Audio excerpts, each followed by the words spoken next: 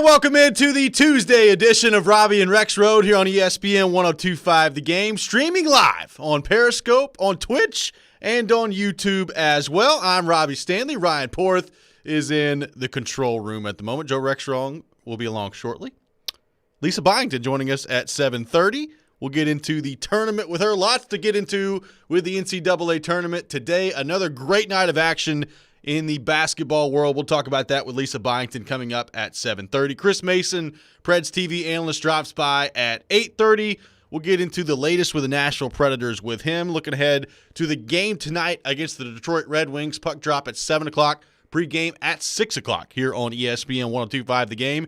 And then, as always, our weekly visit with Charles Robinson from Yahoo Sports at 9 o'clock. We'll get into the latest on the Deshaun Watson news around the NFL as well. So lots to come today here on the show, and taking your reaction all show long on our text line driven by WilsonCountyHyundai.com, 615-737-1025, 615-737-1025. Ryan Porth, how in the world are we? I'm doing just fine. How are you, Rob? I am doing great. It was another wonderful night of NCAA basketball last night, and I got to tell you, you deserve some credit right off the bat here, because last week you were talking about this on Call Your Shot Friday. UCLA making some noise in the tournament so far. They win by 20 yesterday against Abilene Christian. UCLA to the Sweet 16, or UCLA, as you call it. UCLA. Well, that kind of felt like on the other side of things, Abilene Christian kind of ran out of steam. Yeah. They put all their eggs in that Texas basket to beat the Longhorns. And it was very evident early on that UCLA was by far the better team.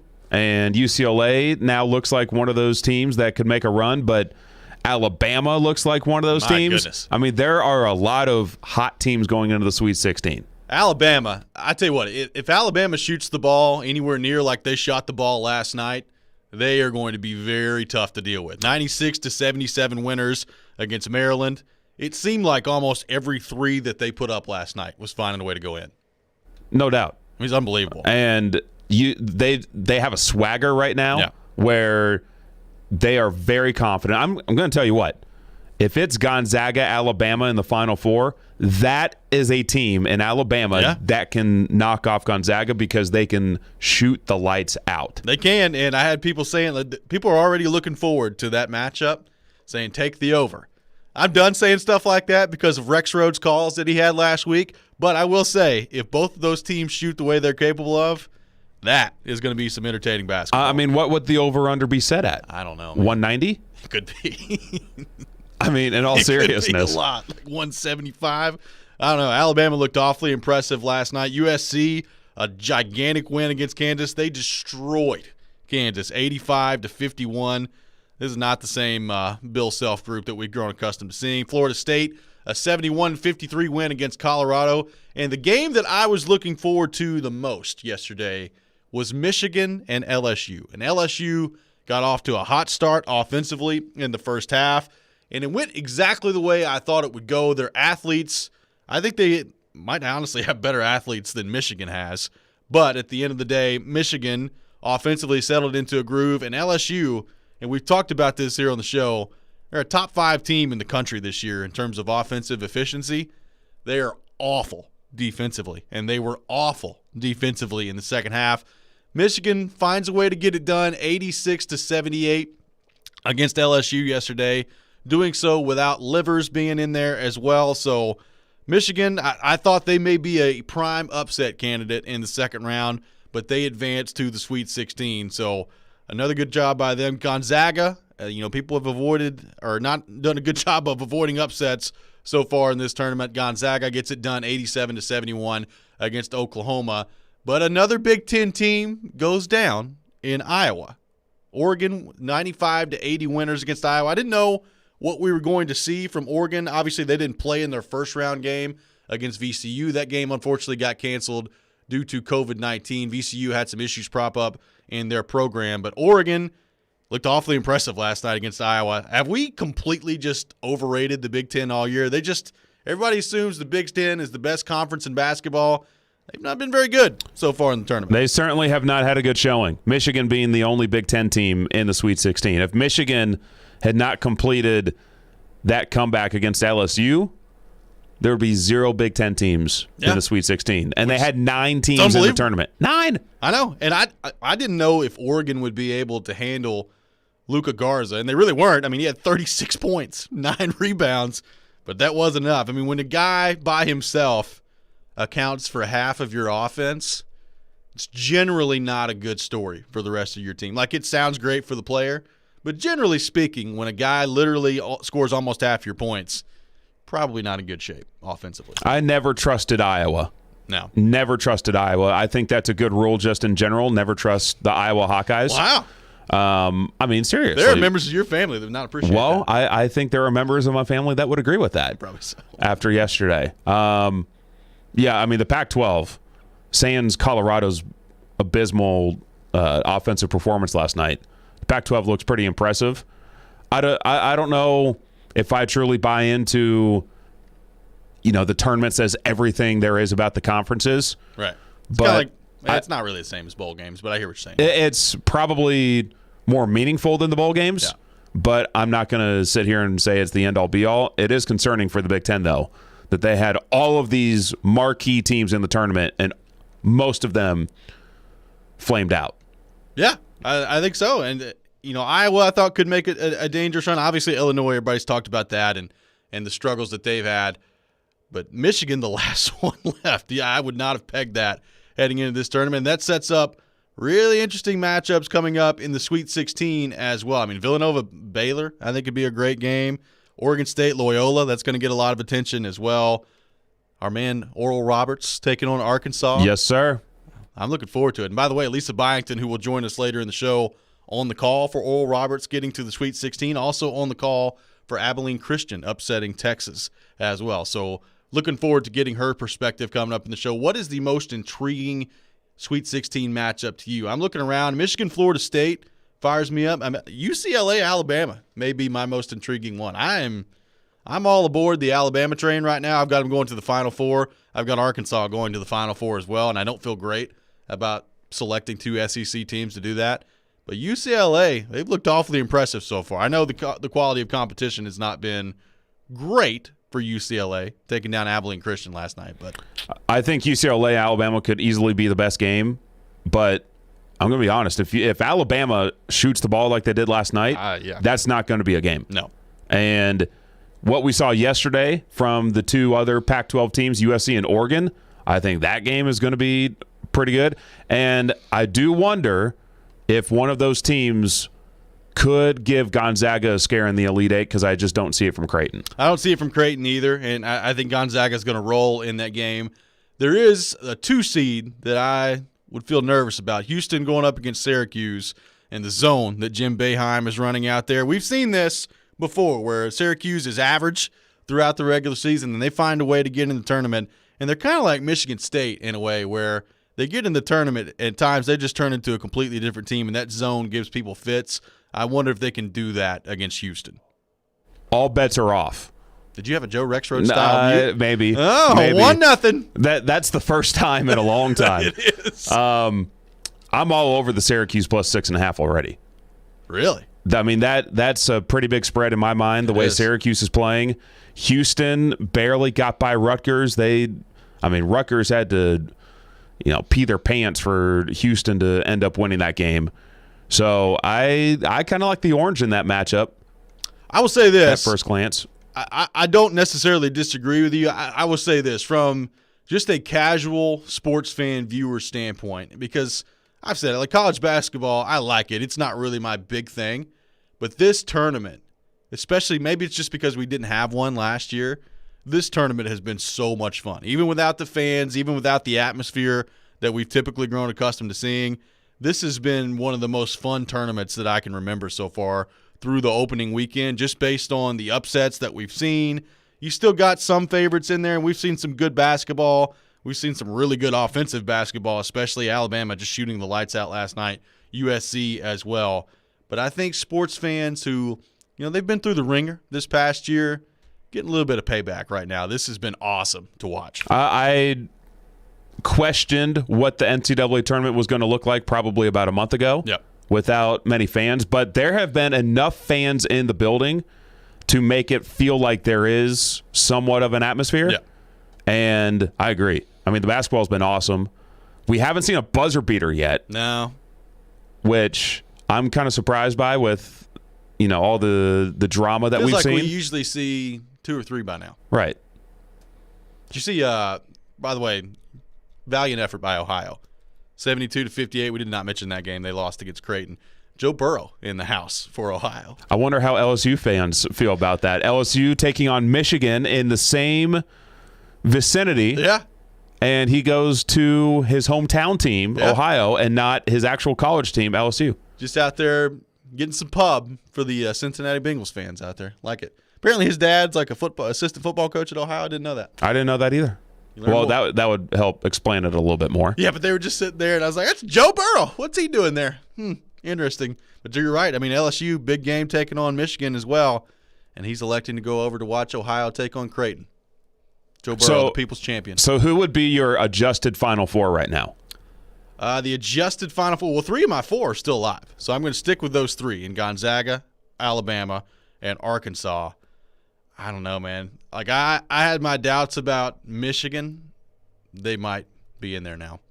I thought LSU would be a really tough matchup for them. A Michigan-Alabama Elite Eight game that's true. Would be pretty amazing. Yeah.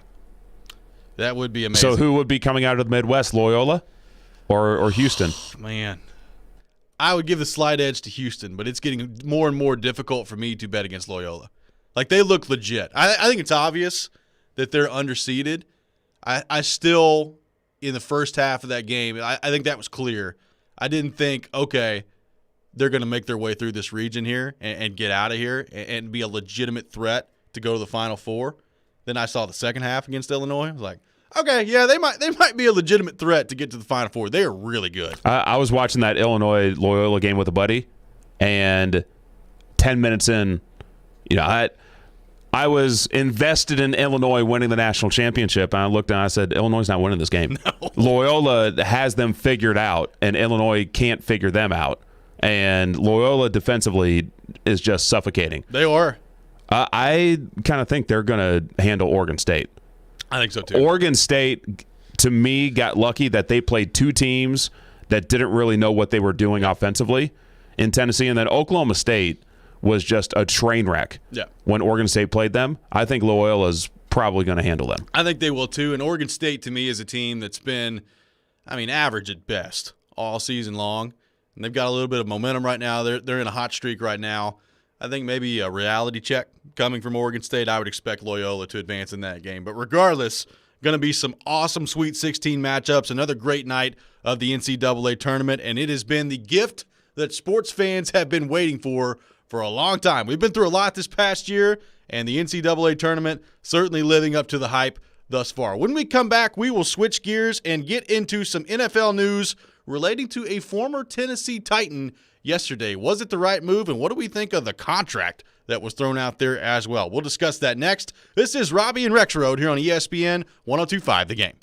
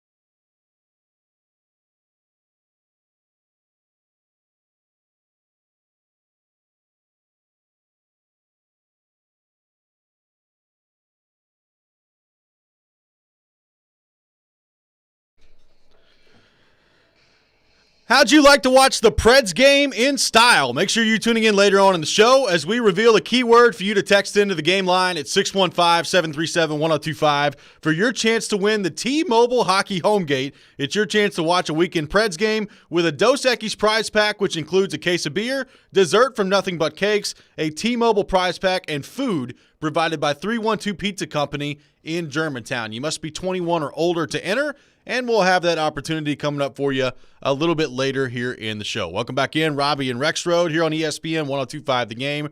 Robbie Stanley, Ryan Porth here with you on this Tuesday morning in Nashville, Tennessee. Streaming live once again on Periscope, on YouTube, and on Twitch as well. And taking your thoughts all show long on our text line, driven by WilsonCountyHyundai.com, 615-737-1025, 615-737-1025. And some news yesterday in the NFL regarding a former Tennessee Titan. Adoree Jackson cut last week by the Titans. He has found a new home with the New York Giants. And we talked about it a little bit yesterday here on the show. He was out to eat with Logan Ryan on Sunday night and talked about, okay, maybe that means that Adoree Jackson is going to end up with the Giants in New York with a little reunion tour for Logan Ryan, and that has been made official. Here are the details on Adoree Jackson's contract. It's 3 years, worth $39 million, $16 million in year one, and $27 million over 2 years. That's a gigantic deal for Adoree Jackson. He was slated to make just over $10 million this year with the Titans, and all of a sudden you're signing a 3-year, $39 million deal on the open market. And I thought Bill Barnwell had a great point on Twitter and said, quote, "The Titans cut Jackson to avoid guaranteeing his fifth-year option for a little more than $10 million. So getting $16 million in 1 year and $27 million over 2 means one of these two organizations screwed up." I think that's a pretty good way to put it if you're Bill Barnwell. That's a massive payday for Adoree Jackson. I'm not surprised that he got a big deal. I was shocked, Porth, that the deal was as big as it is for Adoree Jackson on the open market. I was surprised that he got a big deal. Were you? I didn't really expect him to get a multi-year deal after what happened last year. We're seeing a lot of one-year contracts around the NFL right now, and then he gets paid like it's the first day of free agency. It was unbelievable. And I think Barnwell's right. Like, either the Titans have massively screwed up on this or the Giants have massively screwed up on this. Recent history tells me it's probably the Giants, so that's a lot of money for Adoree Jackson. Well, recent history could also tell you that the Titans screwed up on this. It could be, especially on that side of the ball. That's for sure. When you mentioned yesterday and brought up the fact that Logan Ryan and Adoree Jackson were Logan Ryan posted on Twitter that he had dinner with Adoree Jackson, I thought you were reading a little bit too much into it, honestly. I was like, I don't really think he's going to end up with the Giants. And then, like 10 hours later, what do you think about that? He's a New York Giant. You're pretty smart there, Rob. Thank you. That's what we do here. Very good at predictions on the show, as you'll find out at 8:45 today. For Preds Pick to Click, brought to you by New Amsterdam. Yeah, you're the best at Pick to Click. Really good at it. Just thought you'd know. But yeah, I mean, look, maybe I was reading too much into it at the time, but obviously he's ended up in New York and is part of that secondary year. Giants, I tell you what, they're spending some money. You bring in Kenny Golladay, now Adoree Jackson in the fold as well. I don't know how that's going to work out for him. Daniel Jones is still their quarterback. Daniel Jones is still the quarterback. That seems like a pretty big deal to me. Seems like a pretty big deal to me, too. Now, they are in the NFC East, and maybe Adoree comes out there and feels good and is ready to go, but an interesting deal nonetheless for the New York Giants. And Ian Rappaport kind of broke down what it was like for the Giants recruiting Adoree Jackson and how they got him into the fold. Here's what Ian Rappaport of the NFL Network had to say. They pulled out all the stops recruiting him. They called in Logan Ryan to fly from Florida, have dinner with his old teammate Adoree Jackson, and sell him on the organization. Met all day with the Giants today, and he just now canceled his visit to the Philadelphia Eagles, signing with the Giants 3 years, $39 million, a max of $44.5 million. He gets $16 million in year one, a big haul in free agency for the Giants, and a big payday for Adoree Jackson. So it's a huge payday for Adoree Jackson, and it's interesting, you heard Ian Rappaport bring up there, also had a visit scheduled with the Philadelphia Eagles as well. And apparently the dinner with Logan Ryan went so well that he was just immediately sold on the Giants. Now, if I saw that contract being offered, I'd probably immediately be sold on the Giants as well. Sure. So don't necessarily blame him, but it was interesting that he just said, you know what, I'm not even going to visit the Philadelphia Eagles. Did you, when you listened to the Ian Rappaport clip there, did you feel like Rap Sheet was, like, even he was surprised? Yeah. Oh, yeah. Like, he was 3 years, $39 million. Oh, yeah. That's a lot of money. Look, I've made my feelings clear on Adoree Jackson. I think he's a good player. I think Adoree Jackson has been good for the Titans. I've always felt like, based on where he was drafted and the hype that he had coming in, that he did not live up to expectations. He was really good in 2019 and was a big part of their run to the AFC title game. But I always felt like there was more to give from Adoree Jackson's perspective. Now, I realize it's kind of gone the extreme the other way with some fans, and they look at, the 3 games he got into last year and said, okay, well, that's what Adoree Jackson is. And I don't buy that. Like, I think the injuries certainly were a factor in why he struggled as much as he did. But he's not worth this, I don't think. I mean, maybe he proves me wrong, and he comes out the next couple of years and plays really well for the Giants and turns into one of the best cornerbacks in the league. But I look at this deal that the Giants have signed him to, and I think to myself, that's a pretty massive overpayment for Adoree Jackson. Now, if he does turn out to be a good investment by the New York Giants, what does that say about John Robinson? It's not great. I mean, then you're talking about another first-round pick that's gotten away. And we've talked about that with Jack Conklin. Sometimes it just boils down to that's the way things shake out from a money perspective. I don't think the Titans, were just like actively wanting to get rid of Adoree Jackson. I think the cap is a lot of this, and they knew that they had to bring in some pass rush help, and Bud Dupree's in now, Danico Autry in as well. So sometimes, especially in a year like this when you can't foresee really what the cap is going to be, I think that's just part of the business of this. But if he goes elsewhere, even at the price tag that he's at, and he plays really, really well, and more importantly is available for the Giants, this could end up being a bad deal for the Titans. Could end up looking bad for John Robinson as well, particularly like if you go out next year and Christian Fulton's not up to snuff and you don't find adequate replacements in the secondary. Janoris Jenkins doesn't work out. Wherever you go in the draft at cornerback doesn't work out either. So it's a big risk. I think we knew that in the secondary when you let both of those guys go, and Malcolm Butler and Adoree Jackson. I was just kind of surprised that he got as big of a deal as he did. And Adoree Jackson talked about what he feels like now that he's signed with the New York Giants and how rejuvenated he is heading into this process. Here's what former Titans cornerback Adoree Jackson had to say. I know you dealt with some injuries last year. Are you feeling healthy right now? Are you good to go?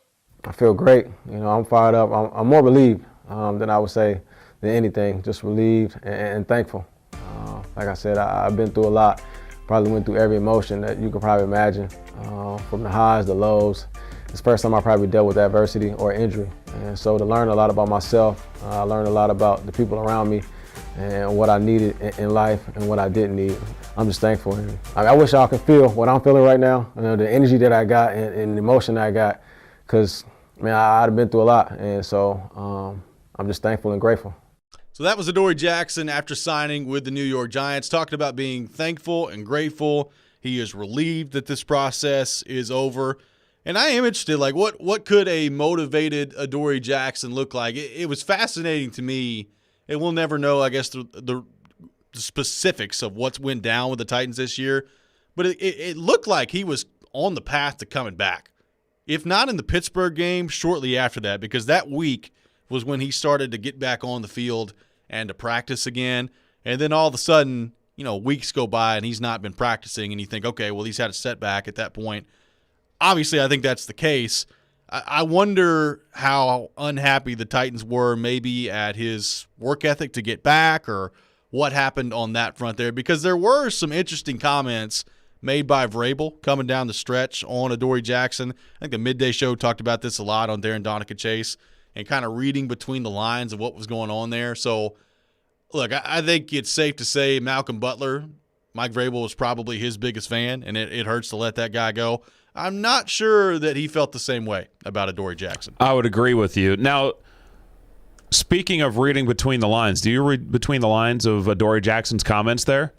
Of him feeling relieved and that he's been through a lot, that maybe there was something more here? Yeah, maybe so. Like you're alluding to, that maybe he wasn't the biggest fan of what was going on. I don't know. I'm just kind of spitballing at this point, but I found it interesting that he said he was relieved. Yeah.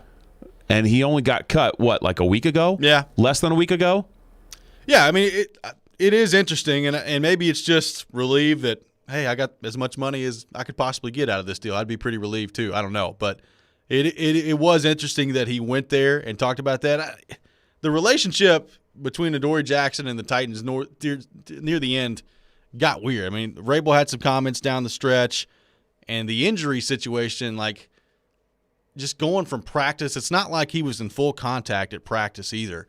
So that whole thing was just weird, how all of a sudden it looked like he may be back for the Pittsburgh game. If not the Pittsburgh game, certainly maybe the week after, and then he just disappears for a month. I mean, it was really weird how that process played out. So maybe there is something more to this, and Adoree Jackson certainly sounds relieved to be a member of the New York Giants.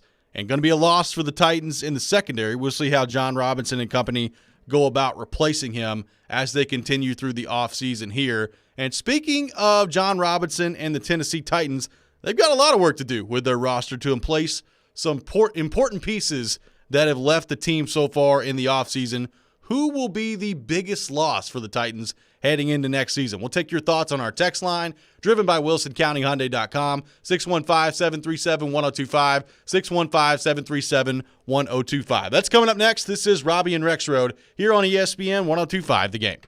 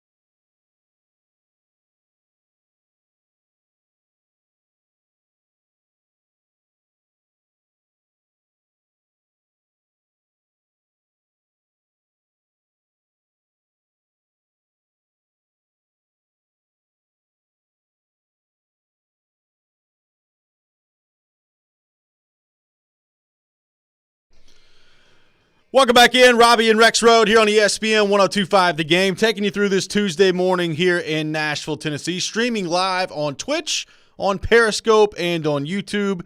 And right now, talking Titans, taking your thoughts on our text line, driven by WilsonCountyHyundai.com, 615-737-1025, 615-737-1025, and asking this question. There have been a lot of important additions so far for the Titans in this offseason. Another one taking place yesterday with the signing of Josh Reynolds, but also many, many important subtractions as well. We talked about Adoree Jackson signing a contract with the New York Giants, Corey Davis with the Jets, Jonnu Smith with the New England Patriots, Malcolm Butler still out there in free agency as well. So obviously some very important players that have gone from that Titans locker room, not to mention the offensive coordinator in Arthur Smith as well. So when you factor in the losses that the Titans have had in the offseason, who will the Titans miss the most? Will it be Corey Davis? Will it be Jonnu Smith? Could it be a coach in Arthur Smith? Let us know on our text line, driven by WilsonCountyHyundai.com, 615-737-1025, 615-737-1025. And this is an interesting question to me because I think the place that I'm tempted to go first would be Jonnu Smith, just because of how valuable I think he is and how athletic I think he is. But right now, I'm also looking at that secondary that the Titans have, and you've got Christian Fulton, you've got Janoris Jenkins, and not much else behind that right now. I love Malcolm Butler. I really do, and I understand that he is getting up there in age when it comes to the cornerback position, and he can't run as well as he probably used to be able to run. Adoree Jackson can, and Adoree Jackson, if healthy, I still think can be a good player in the NFL. But right now, I look at that Titans secondary. They've still got some work to do on that front. I'm going to give John Robinson the benefit of the doubt and say that he's got a plan to address this as they move forward here the rest of the offseason. And maybe this time next year, we're looking back at the decision to move on from both Adoree Jackson and Malcolm Butler and giving John Robinson a round of applause, a standing ovation.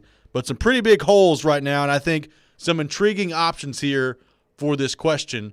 Ryan Porth, I ask you, as you look at the losses for the Titans in this offseason, many departures both on the player side of things and also a huge loss in Arthur Smith as well.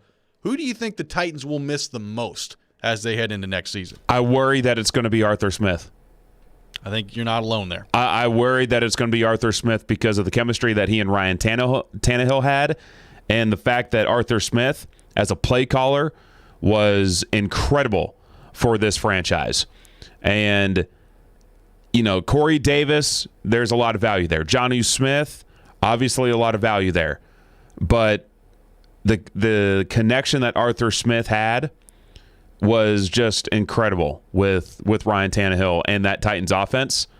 And I'm concerned that the loss of Arthur Smith and Todd Downing going in there, that there's going to be a steep drop-off just in efficiency with the Titans offense, and that it has more to do with play calling than it does with personnel. I would be concerned about that too. I would be concerned about that drop-off if they brought everyone back. Like, I think they had enough good pieces on offense where, and even with the three that they've still got there, and the big three of Tannehill, A.J. Brown, and Derrick Henry, you feel good if those three can remain healthy, that you're at least going to be dangerous offensively just with the skill set that those three players have. But Arthur Smith, it just felt like from the time Ryan Tannehill took over as quarterback, there was a feel there that he was, if not always making the right decision, a pretty high percentage, always making the right decision of the plays to call, the timing of when to call those plays. I mean, it just felt like Arthur Smith and Ryan Tannehill had a great connection there. Now, Todd Downing has been around for that. He has been a part of that. He has been in those meetings as well. But anytime you have a new guy in charge of calling plays on game day and trying to establish kind of the feel for what's going on out there, I would think that could – I mean, if they brought back Corey Davis and they brought back Jonnu Smith and their offense looked the exact same, I would still have a concern that there would be a slight drop-off with Todd Downing rather than Arthur Smith. Now, you add on that Jonnu Smith is not going to be there and that Corey Davis is not going to be there. If I'm a Titans fan, sure, you had to fix the defense And I think the picture is still incomplete on that. You feel a lot better about the pass rush right now than you did before. But have you sacrificed too much? That's going to be the question, I think, moving forward for the Titans. Did they sacrifice too much on offense to where, yeah, you may have fixed the defense a little bit, and maybe that defense is average now, but is the offense also going to be average? To me, that's not a good place to be. Well, I also think it would be easier to tell whether it's completely on Todd Downing if Corey Davis and Jonnu Smith were coming back. Yeah. And you had the same cast of characters all in their prime, and the efficiency dropped. Now, with all the new faces that they're going to have, not only at receiver, tight end, at right tackle, if the efficiency drops off, then how much of that will be personnel and how much of that will be play calling? That will be an interesting discussion in the fall around this team, especially if they get off to a slow start. They're not scoring 30 points a game like we were accustomed to seeing them score last year.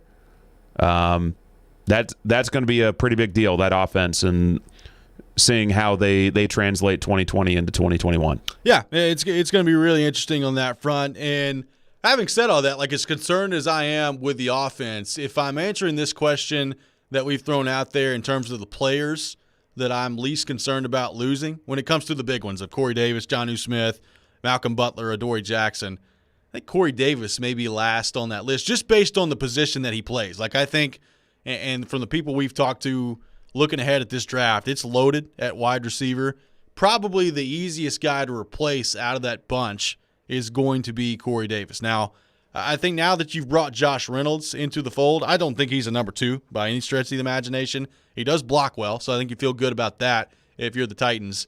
But now that you brought in Reynolds, I wonder how you handle that first-round pick, because you can go either way with it, I think. I mean, you could still go edge if you really wanted to, if the best player available is an edge rusher, or is it wide receiver or cornerback? You've got to address those 3 positions in the draft, I think, in the top 4 picks that you have.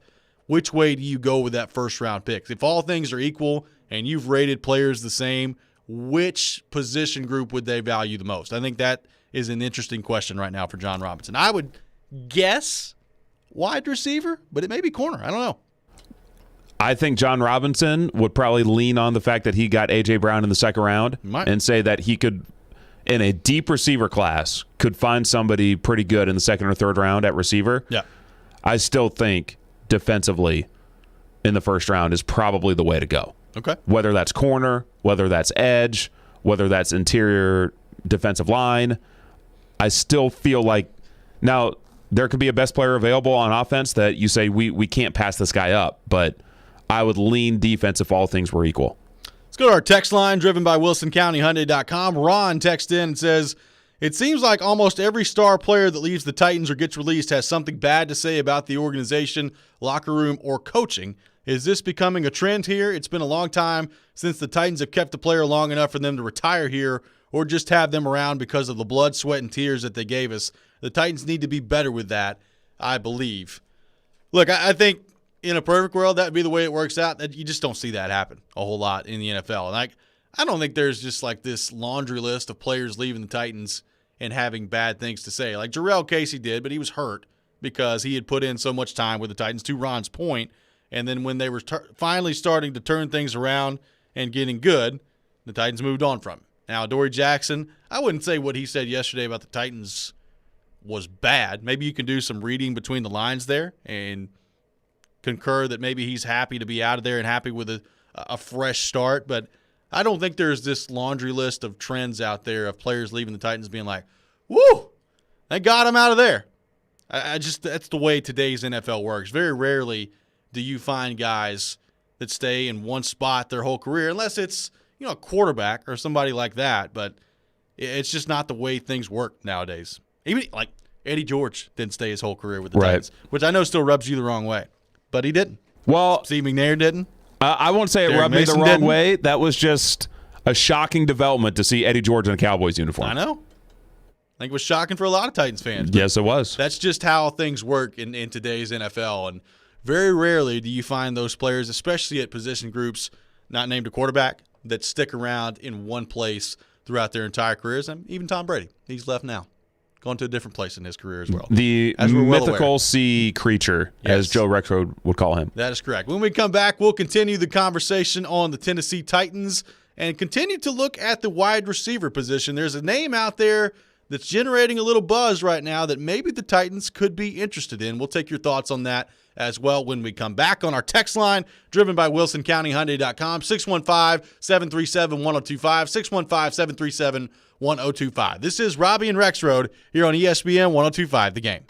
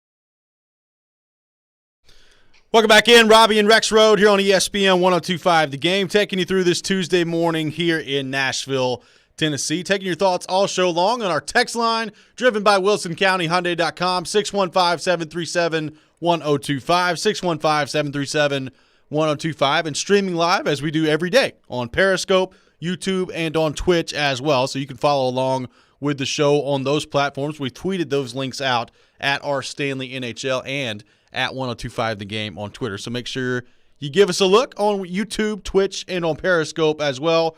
Right now, talking Titans And some interesting news yesterday as well. This is coming from Adam Schefter from ESPN. Quote, free agent wide receiver Sammy Watkins is scheduled to visit the Indianapolis Colts on Wednesday after Tuesday's trip to Baltimore with the Ravens. Watkins has also drawn some interest from the Titans and from the Texans as well. So obviously a lot to unpack there in Schefter's tweet. That's a lot of teams that are either directly involved, like the Titans, or that impact the Titans greatly in the AFC with Baltimore and Indianapolis and Houston as well. Could the Titans be interested in Sammy Watkins? And if so, is that a good idea? Do we feel like Sammy Watkins would be worth it? Now, I think the talent that Sammy Watkins has is pretty apparent. I mean, we saw it in college. We've seen it at stints in the NFL as well, especially when he's been healthy. Like, I think back to his first year with the Buffalo Bills. He played in 16 games. He was targeted 128 times, 65 catches, 982 yards, and 6 touchdowns on that season. Had 9 touchdowns the next year in just 13 games. So the talent is there. The problem I have, Porth, with Sammy Watkins, the guy can't stay healthy. I mean, he's played 16 games one time in his career. Other than that, I mean, he's not played in at least he's had 15 in 2017, 10 in 18, 14 games in 2019, and just 10 games last year as well. We talked about Will Fuller getting hurt a lot with the Houston Texans, and when he was on the open market, being cautious of that if you're the Titans or any team in free agency. I think the same thing applies with Sammy Watkins here. The talent is intriguing, is tempting, but the dude can't stay healthy, and there's no way to me, if I'm John Robinson, you can count on that guy being healthy for 16 games. I don't think anybody can. No. And at the same time, if it's a cheap one-year flyer deal, I am absolutely willing to do that just because of the fact that they did not have enough depth last year at the receiver position. Not even close. They undervalued the number 4 receiver position. It's nothing against Cam Batson or Khalif Raymond. They're just not – they're not guys that when injuries happen can step into the number 2 or number 3 role. And if you have A.J. Brown, Josh Reynolds, you sign Sammy Watkins, and you draft 1 or 2 receivers, then I think you're feeling really good about your receiver room going into the year and the depth that you have, especially if those rookies can pan out. You know, if you just settle for Josh Reynolds in free agency and you only draft 1 receiver in the first 2 days, then there are going to be a lot of questions at receiver. But if you value the receiver position and surround Ryan Tannehill with valuable weapons, then I think you're going to like your results from a pass game standpoint. I think you'll like it too, and then you kind of got gravy on top of that if you hit on the draft and your receiver as well. Like if you hit on your first pick at receiver and he comes in, you've got A.J. Brown and you've got a receiver selected in either the first or likely the second round, and that hits, you feel great about that already.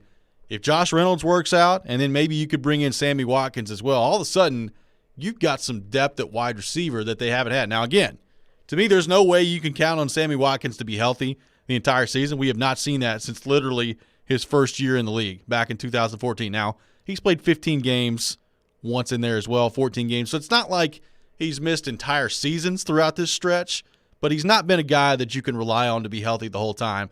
That's why I think it'll be interesting to see what type of a deal he gets. He, to me, screams like a one-year deal. Like if I'm a team, I'm not giving Sammy Watkins a multi-year deal. I mean, there's no way that I'm doing that. A one-year deal with incentives mixed in. I mean, a low base salary, and you have to hit the 12-game mark for you to get, you know, another benchmark of money for the season. Or you have to get to the catches or the touchdowns.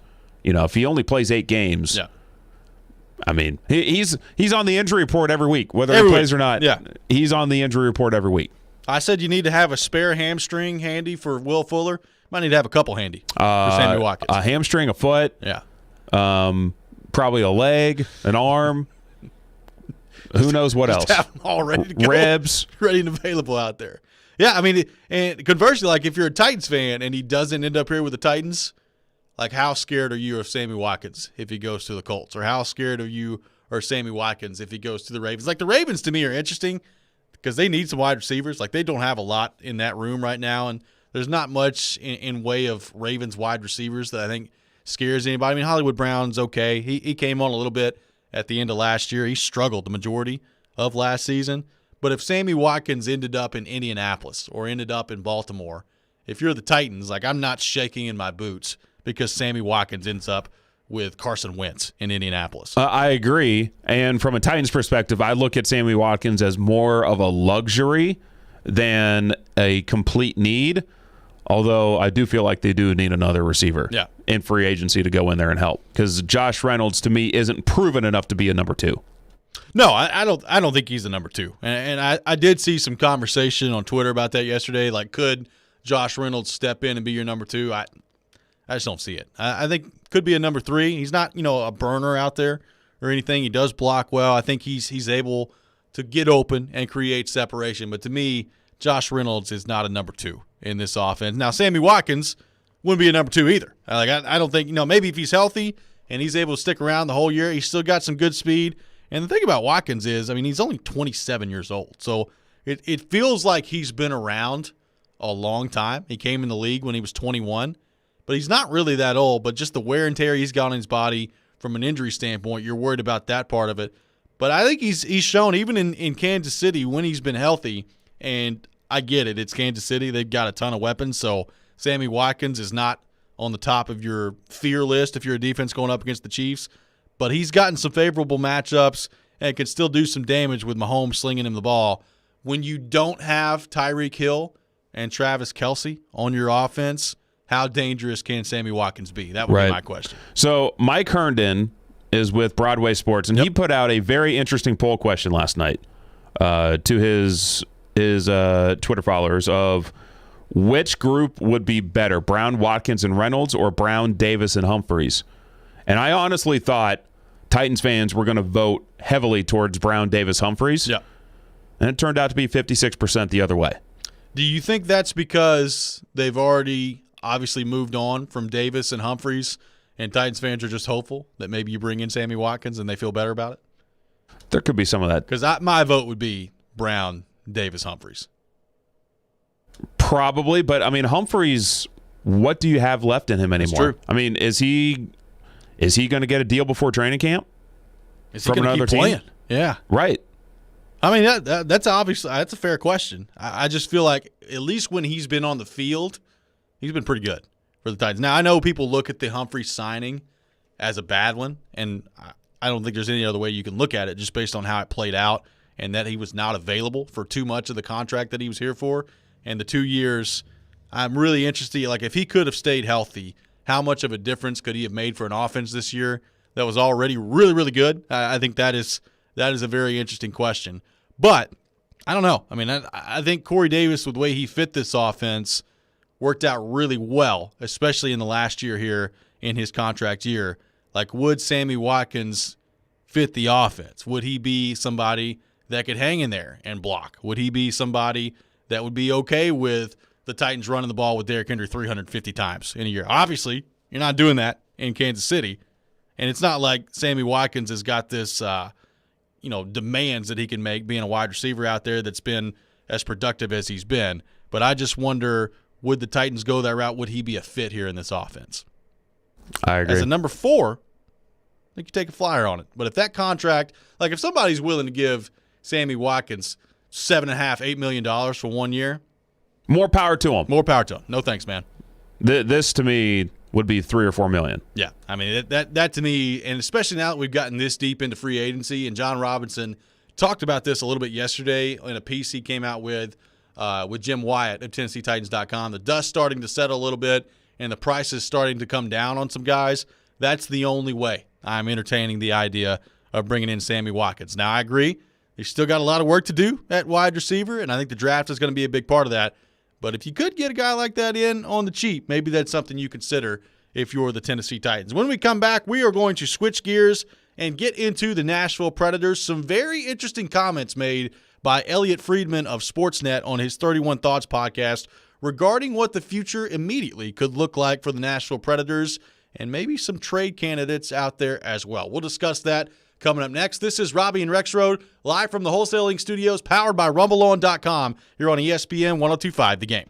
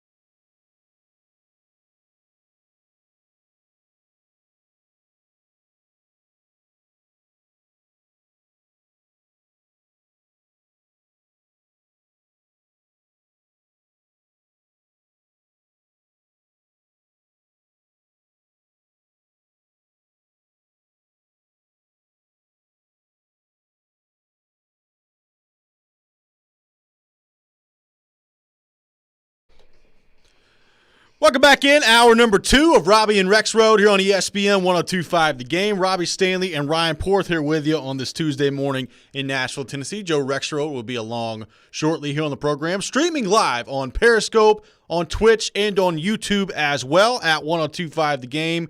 And you can find us every day streaming from 6 to 10 a.m.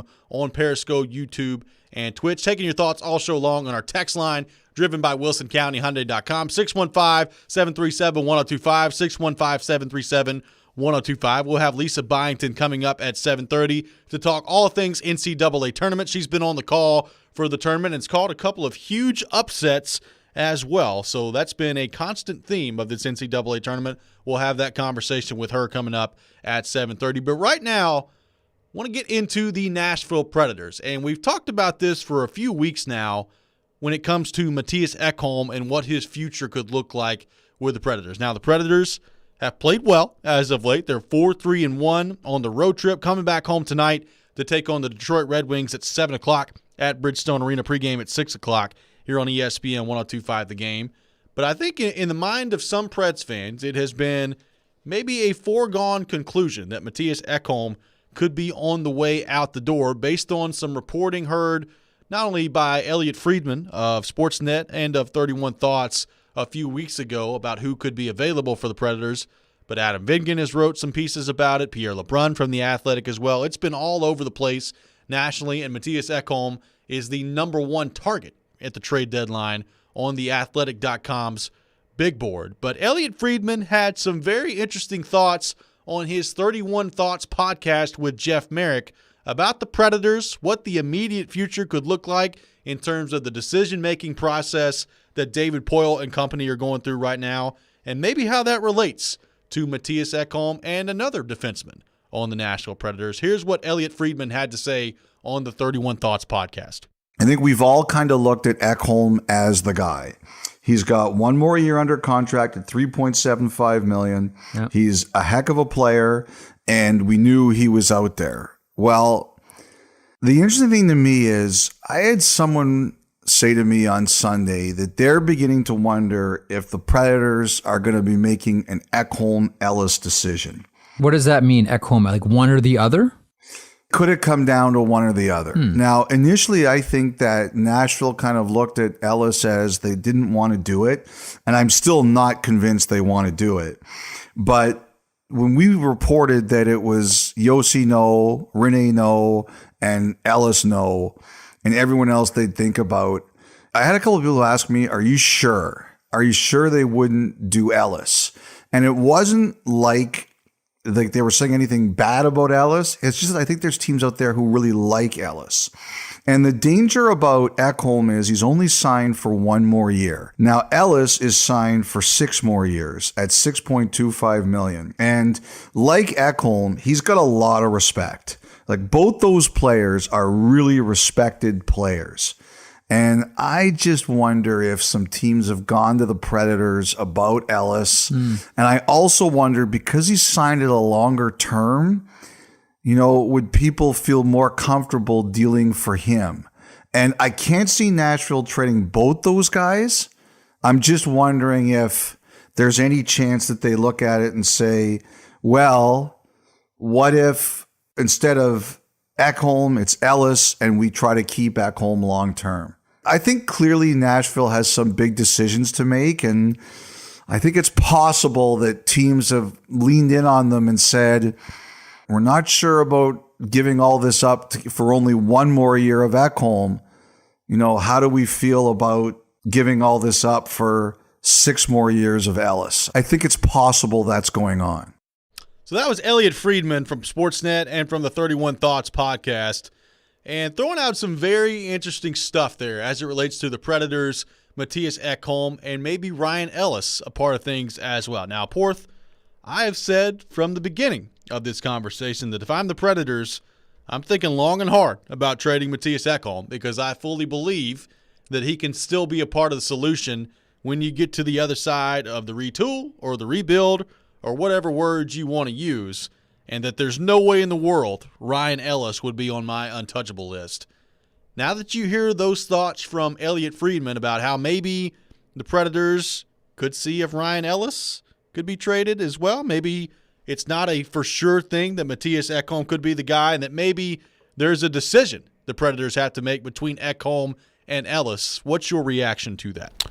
Well, if you get a similar package in return or the same package in return between Matthias Ekholm and Ryan Ellis, I think then the question becomes the same question that we've been asking about Philip Forsberg. Is Matthias Ekholm willing to sign here long term? And if he is, then I think the two of us agree that the decision is pretty easy at that point. Yep. I trust Ekholm long term more than I trust Ryan Ellis. Ryan Ellis has gone through a ton of injuries already in his career. He's in one right now. Yep. And Ekholm is a really, really solid defenseman. Ellis is too, but he has shown more signs of regressing here in the last couple of years than Ekholm has. So it's an interesting thought put out there by Elliot Friedman. And I think because of his reporting a month or two ago, we all assumed that Ellis was off the table and that everyone was focused on Ekholm. And he has thrown in an interesting wrinkle here.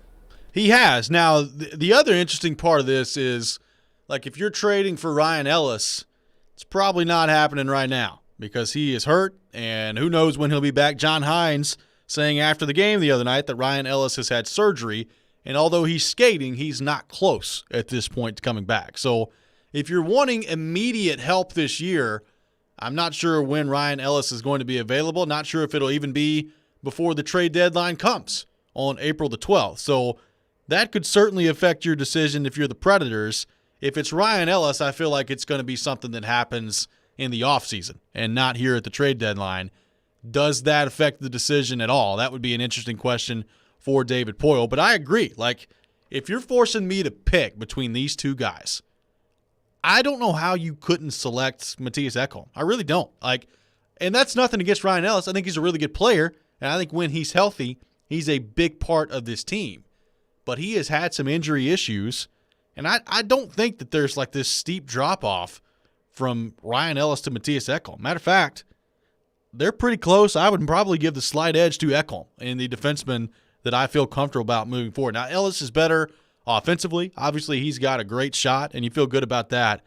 But I've said it. I think if you're the Predators, Ekholm's a guy that I feel like could be a part of this thing moving forward for a long time, and that's something I consider. Now, you brought up a great point.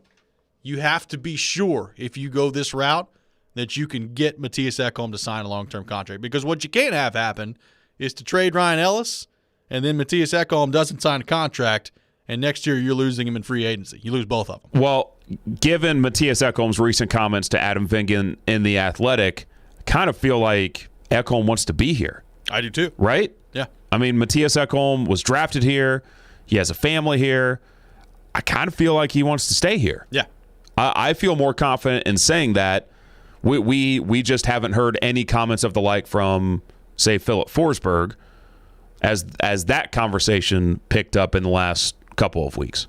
Right. No, I think Ekholm, and just kind of reading the tea leaves on him, I do think he would want to stay here. I think he would be very interested in a long-term contract. And quite frankly, I'd be interested to see what that contract looks like if you're the Predators.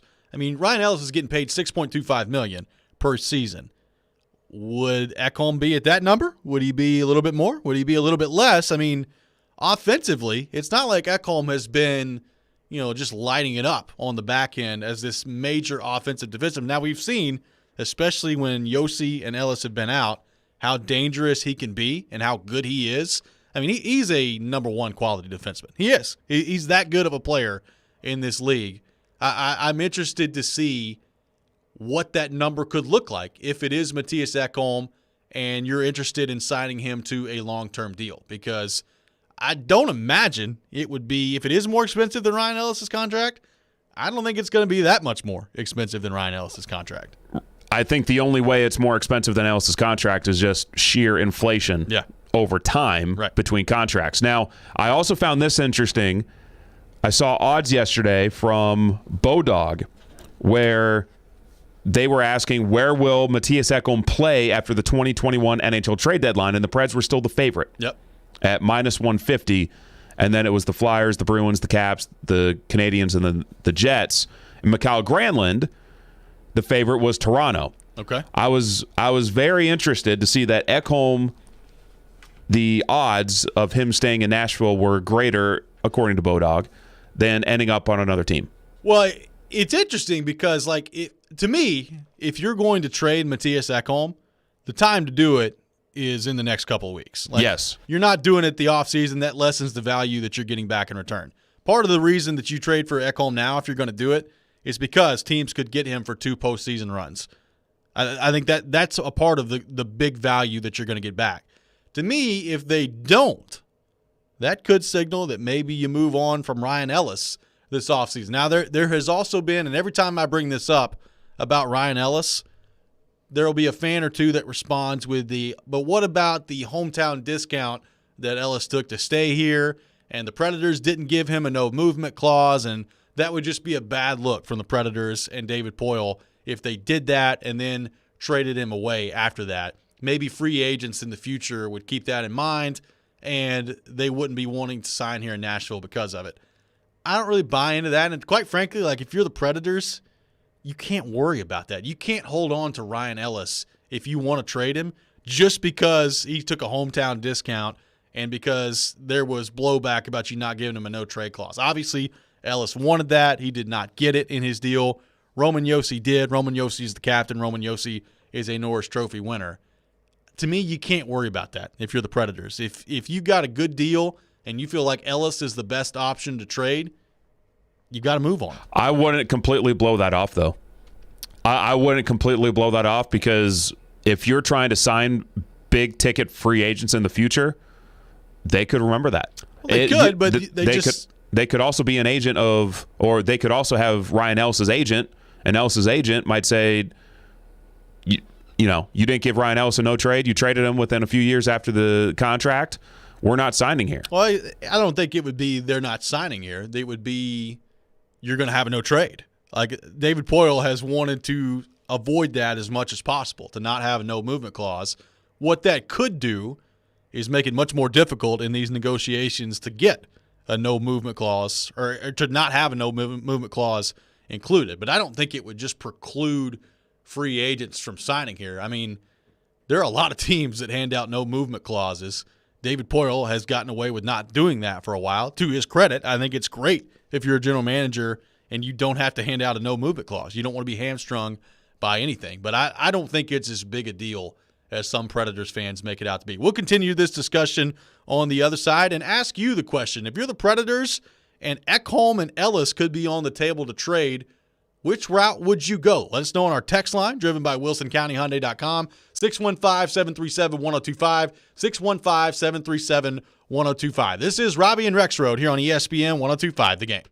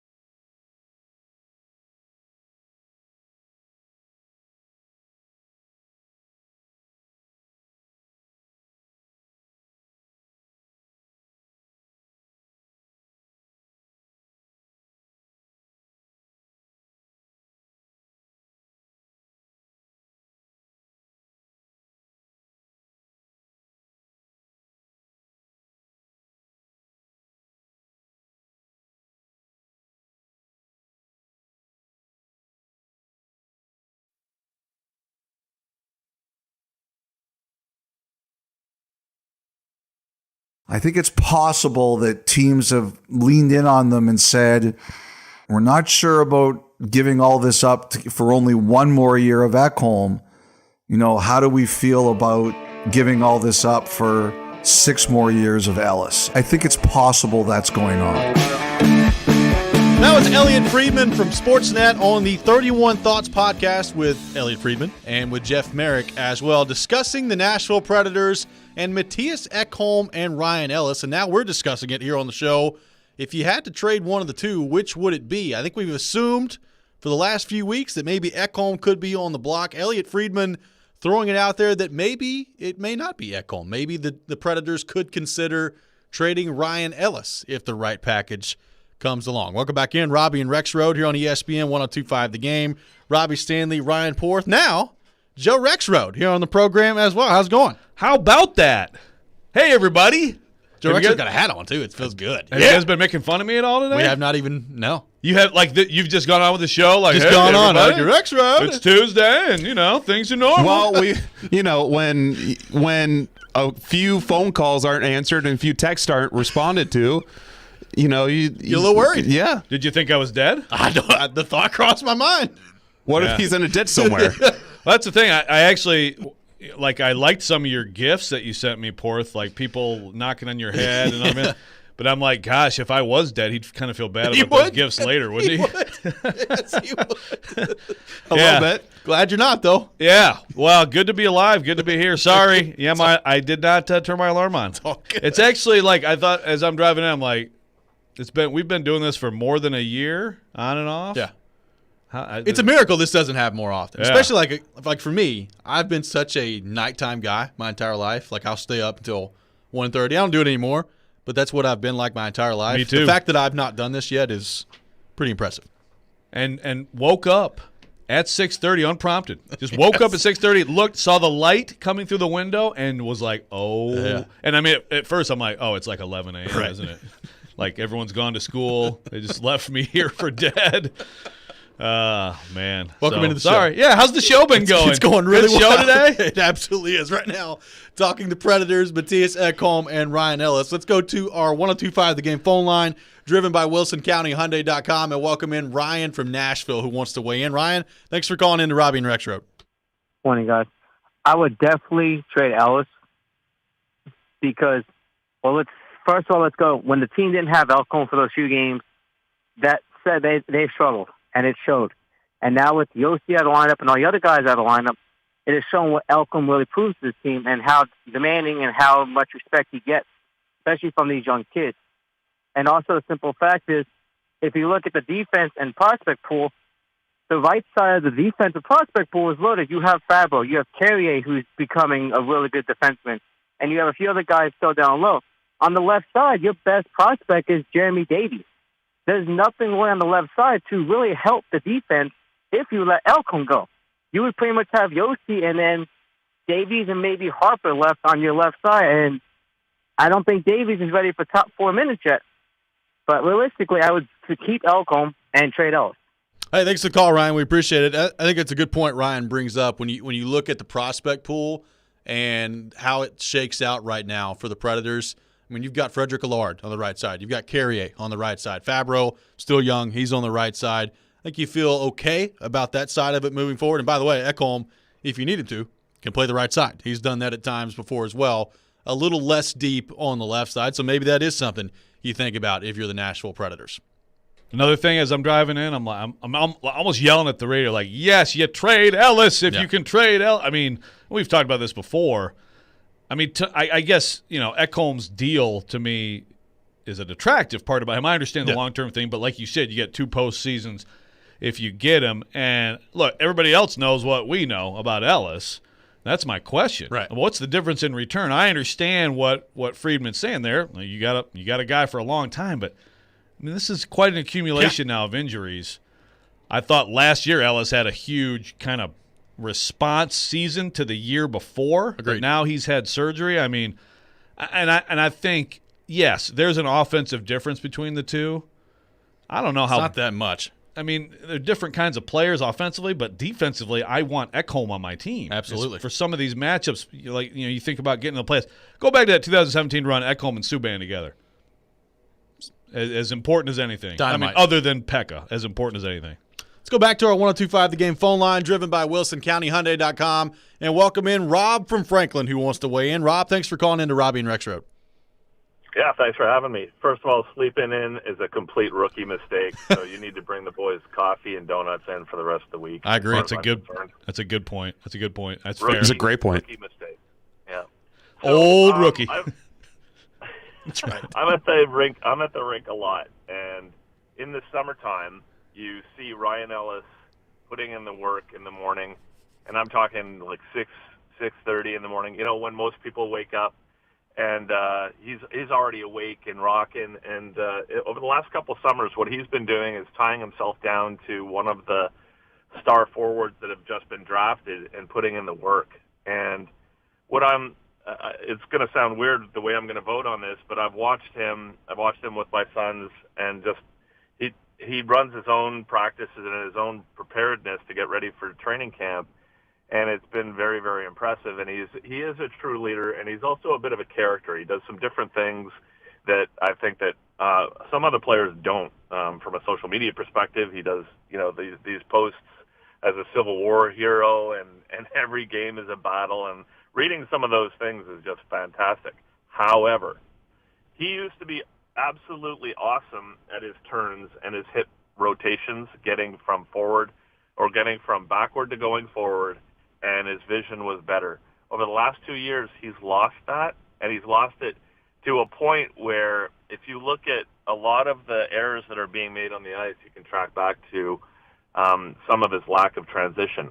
On the other hand, you have Matthias Eckle, who has said, yeah, I like it here, I want to stay here, I'm raising a family here, I've got a year left, I'll negotiate whatever. He's probably the smoothest. He would be comparable to Yossi as far as he moves well, and he can drive the puck. He blisters the puck, and he has good vision for that. So I would say absolutely, Ellis. You're going to have to sell the fact that he's on a decent contract, and that he's become a little brittle. And these are things because he's not as big. They ask more of him, and Ellis has definitely declined. So losing Eckholm would be, if you lost Eckholm, you better be getting a first back. Absolutely. If you Thanks. lost Ellis, we'll see. Hey, thanks for the call, Rob. We appreciate it. I agree with a lot of what he said there, and I will point out the Ryan Ellis Civil War account. Number one no longer exists, but number two was not him. It was Are fake. you sure? Yeah. Like when he said that, I'm like, God, did Ellis actually do that account? No, it's fake. Newfound respect. I missed that account. Yeah, it's gone now. Wasn't the first one of those the Andrew Luck? Yeah. Yeah. Yeah. And there's like a lot of them now. Yeah. Like, there's too many of them now. Yeah, right. Like Mother, Yeah. the sandwiches arrived. Yeah. That was really good. But not really Ryan Ellis doing that. But other than that, look, the Predators love Ryan Ellis. I don't think anybody would deny that. I think Ryan Ellis has a lot of qualities that you appreciate. I think his leadership is really good. I think he's a really good player when he's healthy. Problem is, he's not as healthy as you need him to be. I mean, Matthias Eckholm, I know he's been hurt once this year. Go back and look at Matthias Eckholm's career. He's pretty healthy. He's pretty durable for this team, and I trust him more moving forward. If you know that you can sign Eckholm to a long-term deal and you could trade Ellis and get back a similar return, if I'm the Predators, to me it's not really much of a decision. I'm keeping Matthias Eckholm. I've said that from the beginning. Do you think that's true, though? Like, do you think you can get back a similar return? I don't know. I mean, the way Elliot Friedman was talking, there's apparently a lot of interest in Ryan Ellis around the league. So, and talk maybe that teams would feel more comfortable getting Ellis for the duration of his contract than they would with Eckholm giving up that much for just another year and a half. If that's the case, I'm doing it if I'm the Predators. And I think we could find out which way they're leaning soon. Like, to me, if you're trading Matthias Eckholm, you're doing it now. You're doing it before the trade deadline. I think Ryan Ellis would be more of an off-season move. Like, if Eckholm doesn't get traded at the deadline this year, maybe that tells you how they're thinking. Yeah, and obviously Ellis it's a long-term deal, but it's not ideal for the Preds in this scenario that Ellis is just having surgery right now too. No. I mean, like, to me, that would, if I'm another GM, right. I'm like, man, how many injuries is that now in the last few years? But I think it's an easy one. I think it's an easy choice. If it's similar, if it's really close, it's easy. We'll continue to take your thoughts all show long on our text line, driven by WilsonCountyHyundai.com, 615-737-1025, 615-737-1025. When we come back, we'll get back into the NCAA tournament. Lisa Byington has been on the call for some huge upsets so far in the tournament. She joined us last week. She'll join us again coming up next. This is Robby and Rexrode here on ESPN 102.5 The Game. And I got to tell you about my friends at FanDuel Sportsbook. And there's always that one team this time of year that ruins your bracket for many of you. It's happened already. That's why I'm betting the tournament on FanDuel Sportsbook, America's #1 sportsbook, because on FanDuel, your first bet is risk-free, and it doesn't matter if you're betting on a team like Michigan or a team like Loyola Chicago. New users get up to $1,000 back in site credit if your first bet doesn't win, and FanDuel's got odds on all the tournament action. With games day and night, your next chance to win with FanDuel is only minutes away. And guess what? FanDuel wants to make you a millionaire. Yes, you. They're giving away $1 million to one lucky bettor. New and existing users get an additional shot at the payout every day you bet on the tourney. So if you want a shot at becoming a millionaire or even a thousandaire, download the FanDuel Sportsbook app. Just use promo code ROB so they know that I sent you. That's FanDuel Sportsbook, promo code ROB. Must be 21 or older and present in Tennessee. No purchase necessary. Restrictions apply for $1 million drawing. Risk-free offer for first online real money wager only. Site credit is non-withdrawable and expires 14 days after receipt. Terms apply. See sportsbook.fanduel.com for details. For problem gambling support, call 1-800-889-9789.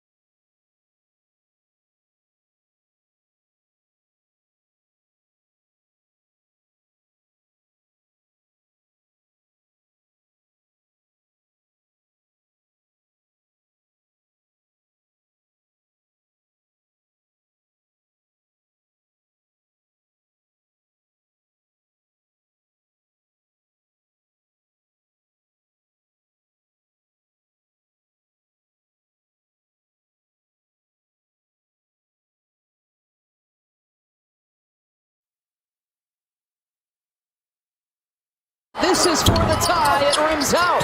Florida chasing it down. Lewis for the tie. That's not there. Oral Roberts, the 15 seed. The upset makers are history makers. And Oral Roberts is in the Sweet 16. What an NCAA tournament it has been so far. Upsets galore, and one of those upsets, Oral Roberts, moving on to the Sweet 16. And the voice you heard there on the call now joins us here on the show. Let's go to our 102.5 The Game phone line, driven by WilsonCountyHyundai.com, and welcome in Lisa Byington, who was on the call there, joined us last week on the show, joins us again here today. Lisa, thanks so much for taking time to join us. We appreciate it.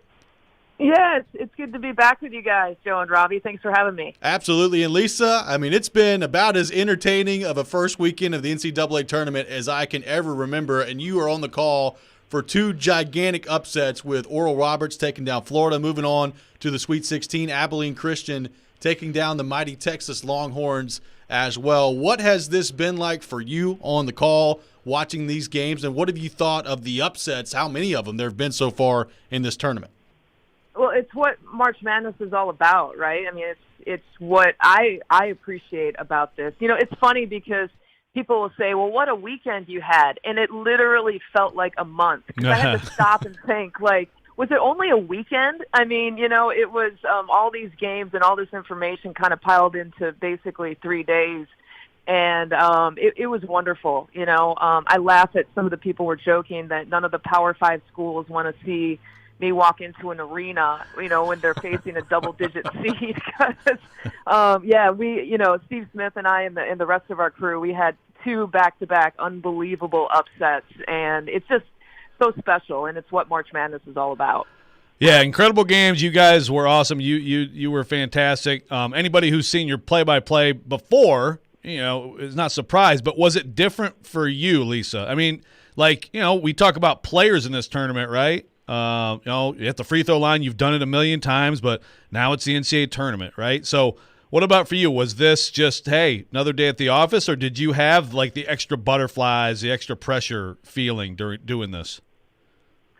Yeah, for sure. You know, I think one of the first times that it just really, really hit me, I mean, when you're preparing for something, kind of like what you were saying, Joe, like, you know, it's a player preparing for a game you know is coming up. So throughout the whole week, I know that these games are coming up, but the first time, so Steve and I got assigned Lucas Oil Stadium for our first 2 games. And so it's obviously the venue for the Final Four. So it's obviously really well done, and it's huge. And so the first time I walked in the doors, and I just walked in, and we got to see a couple of practices. And I walked in, and it was kind of like I went, you know, it was like the first time where it just kind of hit you like, this is real, and this is what you've been preparing for.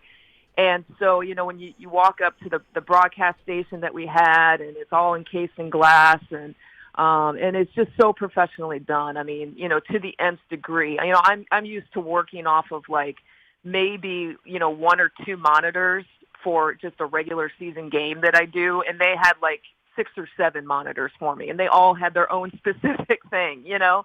And so it's just, everything is just jacked up on almost on steroids, right, from what you're used to it being.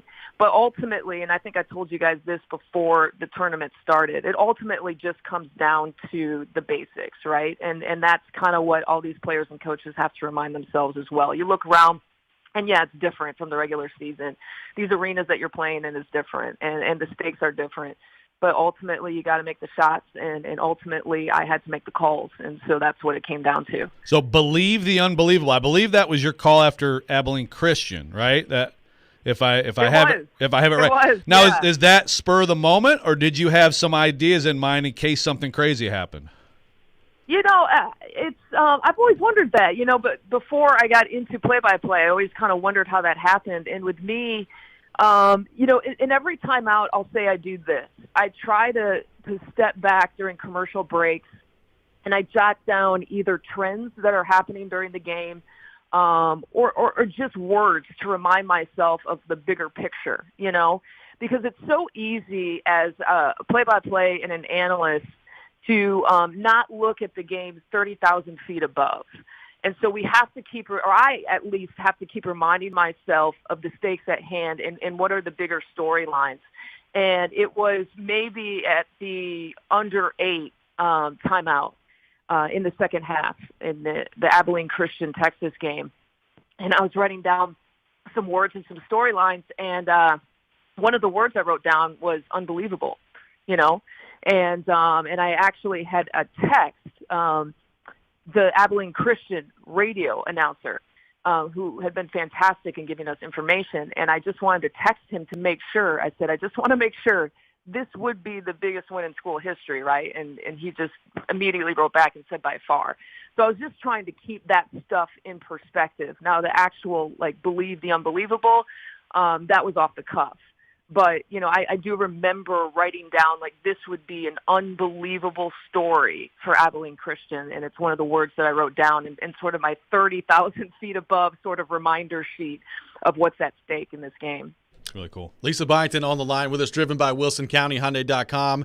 And Lisa, also Oral Roberts, a 15 seed, making it to the Sweet 16. They take down Ohio State in the first round, take down Florida, which you were on the call for in the second round. From your vantage point, how have they been able to do this and find their way into the Sweet 16?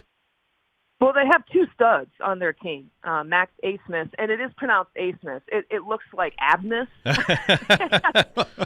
But it's funny because some people were tweeting that, like, are they saying their name wrong? And it absolutely looks like Abnus, but it absolutely is pronounced Asmus.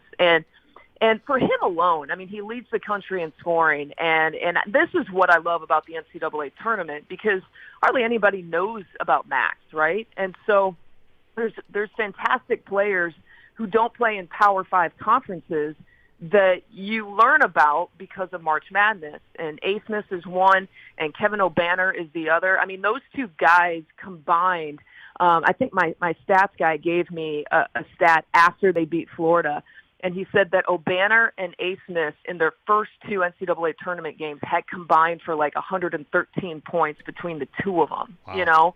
And so it's amazing. It really is. And Paul Mills, I'm sure you guys have seen some of his press conferences, and you've seen him in the locker room, and he was so calm in our post game too after he beat Florida. And I think there's something to say about a calm coach handling sort of a chaotic moment, right? And so he's the leader of two very talented players, and then they've got some role players along the way, and, you know, they just caught on fire. And that's something, you got to play your best basketball at the right time, and that's what they're doing right now. Yeah, I mean, as soon as you said that, I'm like, okay, well, Byington knows the name, so I'm going with that. I mean, but because yes, certainly way different from the spot. Okay, I want to give you a quick test on this now. This is a national sportscaster test. The quarterback who won a Heisman at Oregon, who used to be the quarterback with the Tennessee Titans, is Marcus Mariota. Oh, Mariota. No. Yeah, she got it. Wait. Did she say Mark? Okay. Oh, thank you. Okay, thank you, Byington. It's a lifelong quest Mariota, to get it. Yeah, right. It's a lifelong quest to get everybody. I said it wrong at first, but then I immediately corrected myself. Yeah, the poor guy. You know. But yes, yeah. we will get that. We will get that across the country. Change. He's on a mission. Well, yeah. It's like Gonzaga too, right? It's all these things that you kind of learn along the way, right? What's right there? What's right there? Because I mess it up. I go back and forth on that. It's, Gonzaga. Yes, Gonzaga. It's like Nevada. Yeah. Like I say Nevada, right, but it is Nevada. Yeah. Exactly. So this tournament, Lisa, first of all, like, what was the atmosphere like? Because on TV, it sounded like, you know, some pretty good noise at times, but I know sometimes it's just hard to know exactly what it's like in the buildings. And is this the craziest tournament ever? Wow. I'm still getting – we have an incredible research team at CBS, and they crunch the numbers. I just got an email this morning that I was looking at before I hopped on with you guys. And as I'm talking, I wonder if I could just pull it up here. But it was to that point about if you combine, let's see, here it is. If you add up the seeds of the teams remaining in the tournament, it adds up to 94, and that's the highest combined seed total in the Sweet 16 since seeding began in 1979. Wow. So I don't know if that answers your question, but that's what our research department came up with. And I mean, you know, when you on the first day, basically, if you don't count the first four as the official first day, but on the first day of the first round, when you have a 15 upset of 2, that kind of set the stage, right? I mean, that Friday was unbelievable, and then it just kind of carried over, and it's great. I mean, I love learning about some of the new teams and the new players, like I said, and it's phenomenal. But to your atmosphere question, the Abilene Christian Texas game was the best atmosphere in all of our games at least. And I was just impressed, and it was equal. I mean, Texas showed up, and when I say Texas, I mean the state of Texas. I mean, there was equal part orange as there was equal part purple. And even though the building was not full, it just felt like it was full. And Steve Smith and I were talking about that, about just it just felt like a big game, It just had an atmosphere. And contrasted, actually, I was surprised by this when in the Florida game, the Florida fans, they were few and far between. Oral Roberts actually outnumbered them by far. So, and normally Florida fans in any sport will travel really well. Yeah. But that atmosphere, if you compare the two upsets in terms of atmosphere, it was by far, that all Texas showdown. It felt like a full arena. It was awesome. Well, it is spring football time, in the SEC, so. That's true. Got gear up for spring football. Getting ready for spring football all around. That's right. Lisa Byington has been our guest here on Robby and Rexrode. Has done a great job on the play-by-play in the NCAA tournament. Lisa, thanks so much for taking time to join us. We really appreciate it. Absolutely. I'm glad you guys are enjoying the tournament, and I appreciate you guys having me on. Absolutely. Thanks, Lisa Lisa Byington on the call in the NCAA tournament. The first woman in history to be on the call in the NCAA tournament, and she's been awesome. Tremendous. I mean, because that call, that was a really cool inside, kind of, inside baseball on the call there, writing down the word unbelievable. Because I do wonder about that, because obviously, like the Mike Breen, some of these play-by-play have like bam, or like home run calls, but that's over and over again. But when you have that one moment, like, did you think about in advance? That was a really cool story of how that came about. Nah, she was absolutely as good as anybody calling that tournament. I wonder if Jim Nance in like the Masters, like when Tiger won it a couple years ago, wonder if wasn't it like a return to glory? Yeah. A return to glory. Like I wonder if he had that written down that entire day. I don't know. Yeah, or if that just... He's had a lot of those at various golf and basketball. Yeah, that's an interesting question. When we come back, we'll continue the conversation on the NCAA tournament. Another eventful night last night, and now the Sweet 16 is set. What did we think of the matchups moving forward? We'll do that next. This is Robby and Rexrode here on ESPN 102.5 The Game.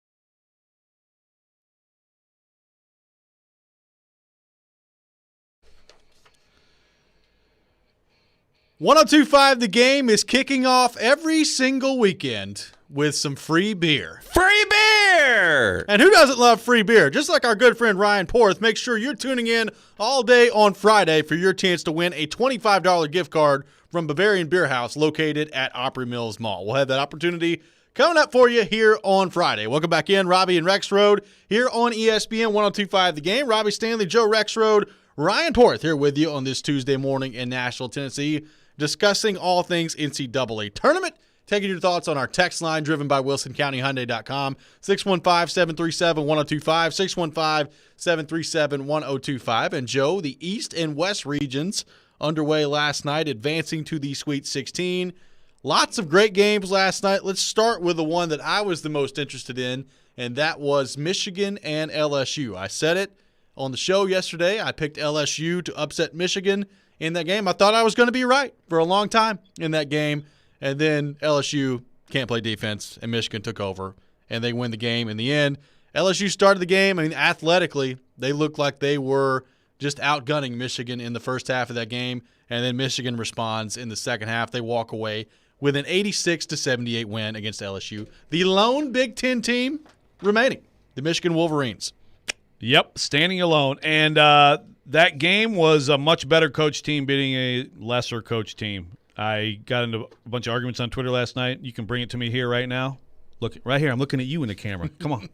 Juwan Howard is much better today. Juwan Howard's a much better coach than Will Wade. Miami Heat legend Juwan Howard. Yes, that's right. He's been terrific. Juwan Howard is by the way one of those coaches who, and Patrick Ewing just got Georgetown to the tournament. Didn't go well for them in the tournament, but the whole NBA player who hasn't kind of gone through college coaching range, then getting a head coaching job, hasn't worked out well. A lot of guys it hasn't worked out well. We'll see. I mean, Penny Hardaway's doing okay at Memphis. Chris Mullen did not go well for him. Dan Marley, a lot of people. But Juwan Howard is bucking that idea. He's doing extremely well. We'll see with Stackhouse here at Vanderbilt. He's been great. They are really good. I agree. I thought LSU would give him a game. But they're so hard to watch on defense. They're so fun to watch on offense. Cam Thomas is amazing. Javonte Smart is really good, but also as a point guard, my goodness, man. Sometimes you don't take the heat check three, or you got to create for others more than he does. He's a lead guard. He's not really a point guard.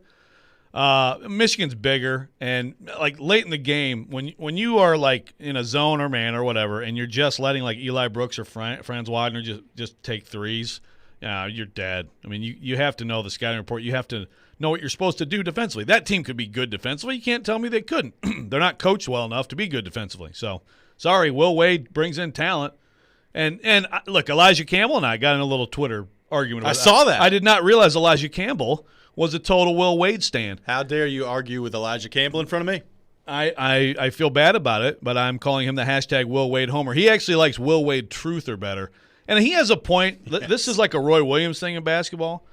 And I've come around a little bit on Roy Williams, who I used to think is one of maybe the most overrated coach in basketball or in sports, because Roy Williams would win big with, and North Carolina has had at times absolutely the best team. Yeah.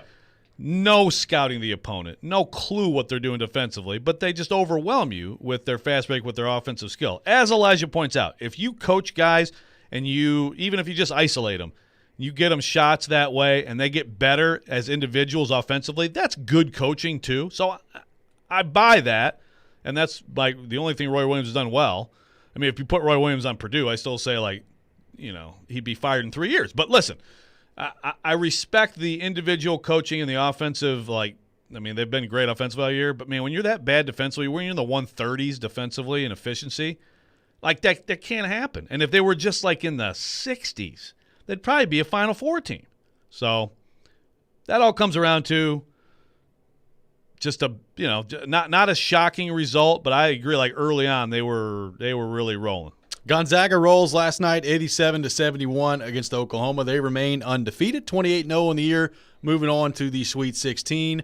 Oregon, a 95-80 win against Iowa. So Iowa goes down. Luka Garza, a massive game, 36 points in that game, 9 rebounds, Not enough. Oregon gets it done. I was telling Porth earlier, like I had no clue what we were going to get from Oregon. They didn't play in the first round, obviously against VCU due to COVID issues. They came out and really just handled Iowa. And Luka Garza was great, but he was not enough. Well, and this is Iowa. I mean, Yes. Iowa is they're just soft. You know, they're a skilled program. He's amazing, Luka Garza, but they're just bad on defense. What is happening with my mic? Right now? What is going on here? I don't know. It's like making a sound. I don't know. Anyway, the Pac-12. Are you kidding me? USC 85-51 over Kansas. Yeah. My goodness. The Pac-12 is one of the stories of this tournament, even though Colorado went down last night to Florida State. My gosh. I mean, it's kind of amazing. And you got like the Pac-12, maybe the championship we thought we'd have, except Oregon State is also still in this tournament, so maybe they should have been in it anyway. Maybe so. But USC, Oregon are going to play for the right to play Gonzaga because Gonzaga is not going to lose their next game. Who are they playing? Creighton. See ya. Yeah. Bye. Thanks for playing. No faith in Creighton. Do you give USC or Oregon a shot against Gonzaga in the Elite Eight? I mean, the way they played last night, yeah. Both teams? A shot. Yeah. I mean, look, USC has maybe the second or third pick in the draft. Yeah. And they have the Mobley twins. Evan is, I mean, they drew Timmy. I like you. Nice player. You travel. They don't call it. Hey, good for you. I love the goggles and the headband. You look like you're out of a Will Ferrell movie. Evan Mobley might eat his lunch. Now, does that mean they'll beat Gonzaga? Probably not, because Jalen Suggs is just stupid good. Just ridiculous. Would you go as far on Drew Timmy as you did on Trevor Lawrence? No, I don't think he's ugly. He's kind of ugly, though. Okay. And, in fact, Kispert, I was thinking about this yesterday. He looks like Jonathan Taylor Thomas out there. Okay. Yeah. You guys know who Jonathan Taylor Thomas is? Porth doesn't. Like, he's like, who the heck is that? Do you? Yeah, do a Google search. Jeez. Oh, God, I missed you the first hour of this show. The show is Home Improvement. Yes. Yes, you know. Oh, yes. Yes. See, he's looking and he's Bring laughing back the right 90s. Now. I was like, Jonathan Taylor Thomas with a headband hitting like 25 footers in your grill. So, no, good-looking team. Good-looking team. Very good team. They're probably not going to get challenged till the Final Four. And also, if Alabama shoots the way they shot last night, good luck stopping them. Alabama looked good. And John Petty, it's like if he's going to play well again, because he was he was struggling in Nashville. If he's going to play well, and they got the freshman Primo back, it's great to see. Tremendous. I don't know if you guys touched on it yet, but Belmont, first women's basketball win in school history. Absolutely incredible game. Destiny Wells, Speaking freshman. of Gonzaga. Yep. Yes, that Gonzaga's out. The 5 lost to the 12. And how much excitement is there today? Tennessee, Michigan, 4 o'clock for the Sweet 16. Lady Vols. Got a chance. Give me some Lady They Vols should win. action. They should win. Get it back to the Sweet 16. We'll see if they can get it done later today. When we come back, we will get back into the Tennessee Titans. The news of the day yesterday with Adoree Jackson. Will the Titans regret that as they move forward without Adoree Jackson? We'll discuss that next. This is Robby and Rexrode, live from the Wholesale Link studio, powered by RumbleOn.com, and streaming live on YouTube, Twitch, and on Periscope as well, here on ESPN 102.5 The Game.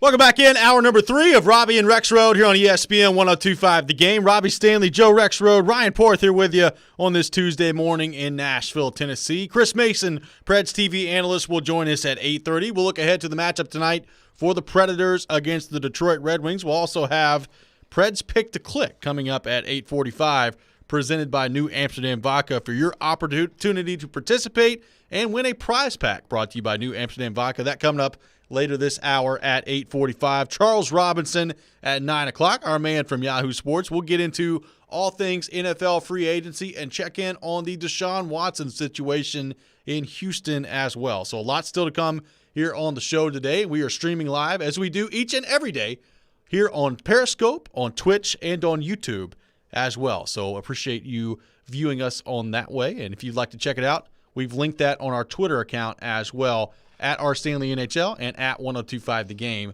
on Twitter. Right now, Joe, discussing the Tennessee Titans and former Titans as well, hitting free agency. Adoree Jackson signing a contract yesterday with the New York Giants. 3 years, $39 million. Ian Rappaport of the NFL Network kind of broke it down. It's worth $16 million in year one, and through 2 years, a contract worth $27 million. I think the Giants have way overpaid for Adoree Jackson in this deal. What say you? Might be a little high. It's a little high. It might be a little much. I'm much more of an Adoree Jackson fan than you are. That's well established. Sure. Probably the biggest Adoree Jackson fan in this studio right now. That's true. I thought it was a pretty clear decision to cut Butler, not Jackson, and I was surprised when they obviously, well, I would have been surprised in either order of cutting both. But I think Adoree Jackson's a good player. I'm not surprised another team had big interest in him. I wouldn't have been shocked if he got something close to what he was going to get here with a multi-year deal attached to it. That's a big number. And so Bill Barnwell of ESPN, a pretty interesting tweet. I would agree. His tweet is, Titans cut Jackson to avoid guaranteeing his fifth-year option for a little more than $10 million. So he's getting $16 million in the first year, $27 million over 2. That means one of these organizations screwed up. So you are convinced that it is the Giants who have screwed up. I'm pretty convinced it's the Giants. That's a lot of money. It's a lot of money. And you look at any kind of monster deal this year is like, wow, you must be sure. And the Titans gave a big chunk to Bud Dupree. I mean, Kenny Galladay ends up getting a big chunk from the same organization. I don't know. We're ripping on the Giants, but maybe they're playing chess while we're playing checkers, and they got Adoree and Galladay and Pruitt and Dooley. I mean, it sounds like a big bandwagon rumbling its way to the Super Bowl to me. But in all seriousness, yes, that's too much for Adoree Jackson. He's a very good corner, and I'm not Leonard Williams too, by the way. Well, they're spending a ton of money. Yeah, you had to keep him. Yeah. And yes, he costs a lot too. I think Adoree's best days could still be ahead of him. I do. One thing I like about Adoree in New York is that, like, he has a good personality to play there to me, because nothing bothers. I don't think anything would bother him, because it'll be different. Like, when he gets torched on some day or misses a tackle, like, it's different, in New York, obviously, than it is most places. I think he can shrug that off. He has a great demeanor to be a DB. He shrugs off bad play, comes out to the next play. Is he elite? I don't think so, but I think he's good to very good with the potential to be better, and I still do think the Titans could end up missing him, even though, obviously, they're looking at that money saying, okay, good luck to you, sir. Let's go to our text line driven by WilsonCountyHyundai.com. Matt from Camden texted in, says, I commented on Joe's article last week that was about J-Rob not giving out second contracts unless you're playing Pro Bowl level football, and said, quote, there are a lot of good players that get paid way too much money.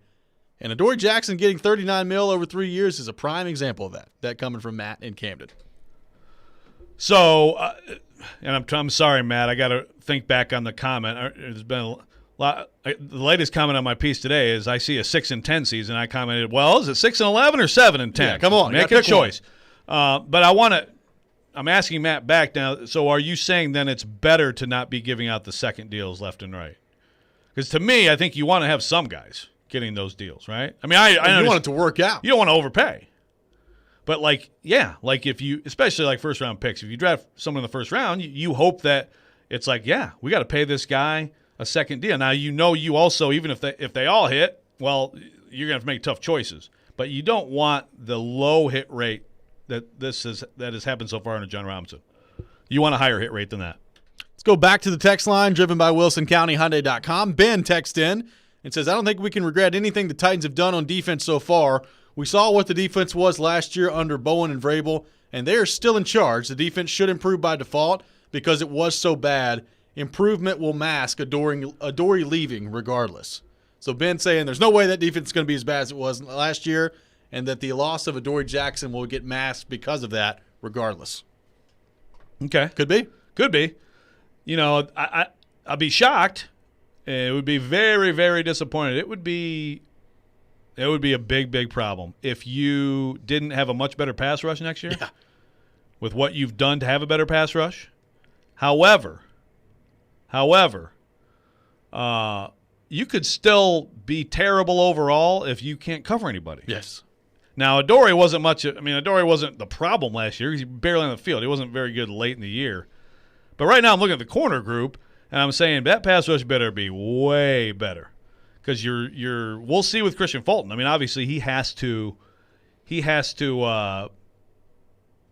very good right away. But and Janoris Jenkins, I think is a fine signing. I think Janoris Jenkins is still a starting quality. Some guys hit the wall and they go down quickly. We haven't seen that yet from him. I think he's fine. I mean, Kevin Johnson better not be your starting cornerback. Kevin Johnson better not start a cornerback for you. So in both of these positions right now, you've got to plug and play a starter, receiver and corner. But we're talking about corner and defense now. I mean, I would lean toward that being your first pick, a cornerback. And whether you have to move up or whatever you have to do, get whoever you love or you feel great can come in and start, because the pass rush should be better. I think it will be. I mean, 19 sacks, come on. Yeah. You should double that right now. Just count on doubling it. Yeah, right Bud now. Dupree needs to get halfway there by himself. You had 45 the year before with not, So, right. Yeah, Bud Dupree needs to get half that. Exactly. And I do think that's a huge part of whether a secondary looks good or bad, but they do go together. Yeah, they absolutely do. And I'm not saying the Titans are not going to miss Adoree Jackson and they're not going to miss Malcolm Butler. You've got to have that pass rush. I understand why they've done what they've done on that side of the ball. And maybe Adoree Jackson goes to the Giants and he plays really well. It certainly seems like he's comfortable. Adoree Jackson talking yesterday after signing with the Giants and talking about what it was like to get there, feeling healthy now, feeling relieved as well. Here's what former Titans cornerback Adoree Jackson had to say after signing with the Giants. I know you dealt with some injuries last year. Are you feeling healthy right now? Are you good to go? I feel great. I'm fired up. I'm more relieved than I would say than anything. Just relieved and thankful. Like I said, I've been through a lot. Probably went through every emotion that you could probably imagine, from the highs, the lows. It's the first time I probably dealt with adversity or injury. And so to learn a lot about myself, I learned a lot about the people around me and what I needed in life and what I didn't need. I'm just thankful. And I wish y'all could feel what I'm feeling right now, the energy that I got and the emotion that I got, because, I'd have been through a lot. And so I'm just thankful and grateful. So Porth earlier in the show did a little reading between the lines there. He talks about the people being around him, who he needs to have around him, who he doesn't need to have around him, and feeling relieved now with this contract. Do you think that speaks anything at all of his relationship with the Titans during the final days there in Nashville? Well, it could, or it could just be, oh, you cut me? I hate your guts now. Right. I mean, I don't know. I do think that, there was a lot of talk about the injury and him coming back and this and that. I think there was probably some frustration, but I don't think that there was any, at all, you need to get out there, Adoree. So, but maybe something to do with that whole situation. I mean, if you're Adoree, if you're a player in that situation, you got to be careful. You've got to be. And maybe you can give a team better than they're getting on the field at that time. But you do have to think about yourself, and I don't begrudge anyone saying, you know what, I don't want to go out there at whatever percent right now, and it might help the team. I don't like again, I'm speculating on whether that's anything of what he's talking about. It's probably more just the fact that he got cut, right? I'll also say this about Adoree Jackson and this whole situation. I respect Logan Ryan and his opinion a lot. Yeah. So, like, if you're a Giants fan right now, you may be like, whoa, that money? But as far as having him on your team, if Logan Ryan is telling management, bring this guy in, I think that's a pretty worthwhile endorsement. Let's go back to the text line driven by WilsonCountyHyundai.com. TD from Nashville texts in and says, so you're telling me that a non-Pro Bowl injured player like Adoree Jackson deserves that kind of money? I'm not hating on Jackson. It's obvious the Giants were going to pay somebody that money at corner. It might as well be you. You get it while you can. And remember, he was supposed to be a kick return player too when the Titans drafted him. Maybe that's still on the table with the Giants as well. I don't know if I'd go back to that route if I'm the Giants with Adoree Jackson. That's what it is. What if he turns into like this amazing punt returner in New York? Yeah, he's Jeez. all of a sudden he just tears it up as a returner. It's like Devin Hester back there. I was just going to say Devin Hester. I wouldn't hold my breath on that one. You got to start by fielding the ball. Be step one. And kind of let everything else happen after that. But hey, good for Adoree Jackson. Well, it's a good and TD. That's a good tax. I mean, it's now this happens in free agency. This happens in all sports in free agency sometimes, right? I mean, this year I just figured it'd happen less. So when it happens, you're like, oh yeah, no kidding. I mean, it does happen in normal years. Well, it was a good call by you. I would not have guessed this. It was a good call by you from the standpoint of yesterday. You were talking about, like, is Adoree Jackson one of the top guys on the free agent market in general? Apparently so. Apparently he was. Well, and I don't mean to gloat, but now that you bring it up, thank you. Let me pat myself on the back more. This whole like arguing for Butler over Jackson. Let's see what Butler gets paid. I bet you it's not close to this. It comes down to youth and running. That doesn't make him good. No. Hey, look, if you could take what Butler brings intangibly, and you and you combine it with Adoree, then you'd have all pro, a number one corner in this league, like a elite corner. But I still think Adoree Jackson could be very good. I also suspect that salary may be brought up a time or two. I would imagine so. Coming up next, we'll continue the discussion on the Tennessee Titans and switch sides of the ball, get into wide receiver, some free agent options still on the table for the Titans, but also an interesting in-house candidate as well that has been a topic of conversation here on the show. We'll discuss it in depth a little bit more coming up next. This is Robby and Rexrode here on ESPN 102.5 The Game.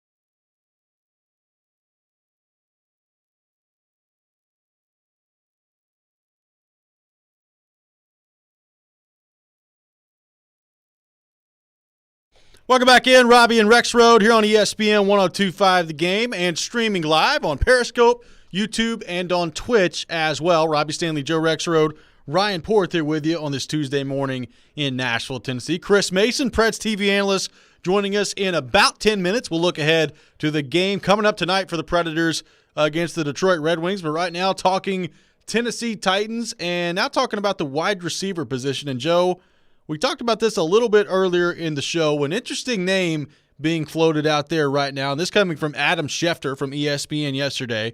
Quote, free agent wide receiver Sammy Watkins is scheduled to visit the Indianapolis Colts on Wednesday after Tuesday's trip to Baltimore with the Ravens. Watkins has also drawn some interest from the Titans and from the Texans as well. Apparently this is very popular with Taylor Lewan as well because he responded to Schefter's tweet with a GIF wanting Sammy Watkins to come there. So Taylor Lewan once again in on the recruiting process. I've said it here on the show earlier, like if I'm an NFL GM, to me there's no way in the world you could trust Sammy Watkins to be healthy. He's not been healthy in all 16 games of a season since 2014.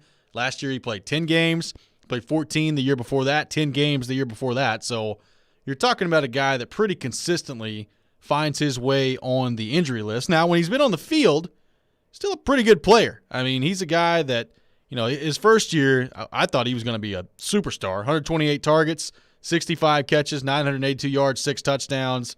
And he's been in Kansas City the last 3 years with Mahomes throwing him the ball. If you're the Titans, how much interest would you have in Sammy Watkins? And is there any way, if you're the Titans or any other team mentioned there, like the Colts or the Ravens, that you would give Sammy Watkins more than a 1-year deal at this point? Well, read that tweet again. Has received interest, right? Yeah. Yeah. I suspect that was interest while they were also poking around with Josh Reynolds, et cetera, and they signed Josh Reynolds. I could be wrong. You know? Well, he's definitely not number 2. Like, Sammy Watkins is not a number 2 wide receiver. No. Now, you know, I think Sammy – see, this is where it gets into what is Corey Davis, okay? And I like Corey Davis. Good player, and I thought he was perfect last year. But if Sammy Watkins were healthy, and I say this about him with a little more confidence than Josh Reynolds, although I'm not completely convinced it's not true of both of them.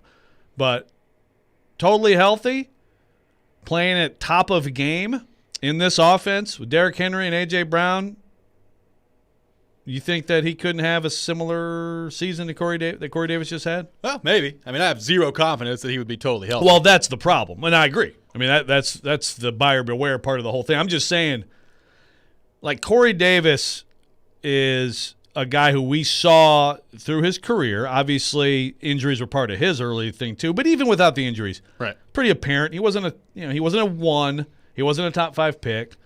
He turned out last year to be a very good 2 in this offense.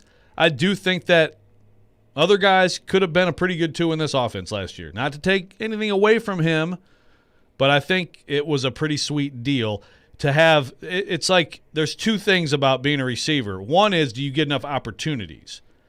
And then 2 is, do you get good matchups? And he had, like, it worked out well that he got a lot of targets. He also had defenses very much focused on 2 guys that weren't him.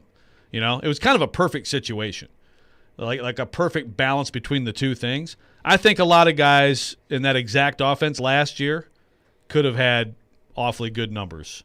Like, Corey Davis didn't do amazing things. I think he was more physical and he caught the ball better and things like that. So I think a lot of guys could be the 2, but I think also the Titans have to go in the draft thinking, let's get a dynamic 2 who's a higher level of talent than Corey Davis, and then what will it look like? Now, if Sammy Watkins comes in and you sign him to a 1-year deal and he ends up being your number 3 or number 4, if the price is right, maybe that's something you consider if you're the Titans. I just wonder what his market value would be at this point. I mean, like I said, if we know that you can't rely on that guy to play 16 games, obviously general managers are going to know that as well. I can't imagine Sammy Watkins would be making a whole lot of money on the open market. I don't think Sammy Watkins is the thing. I don't think it is. I mean, I could be wrong, But I think Sammy Watkins was one of those cheaper guys they were looking at, and they got Josh Reynolds. Yeah.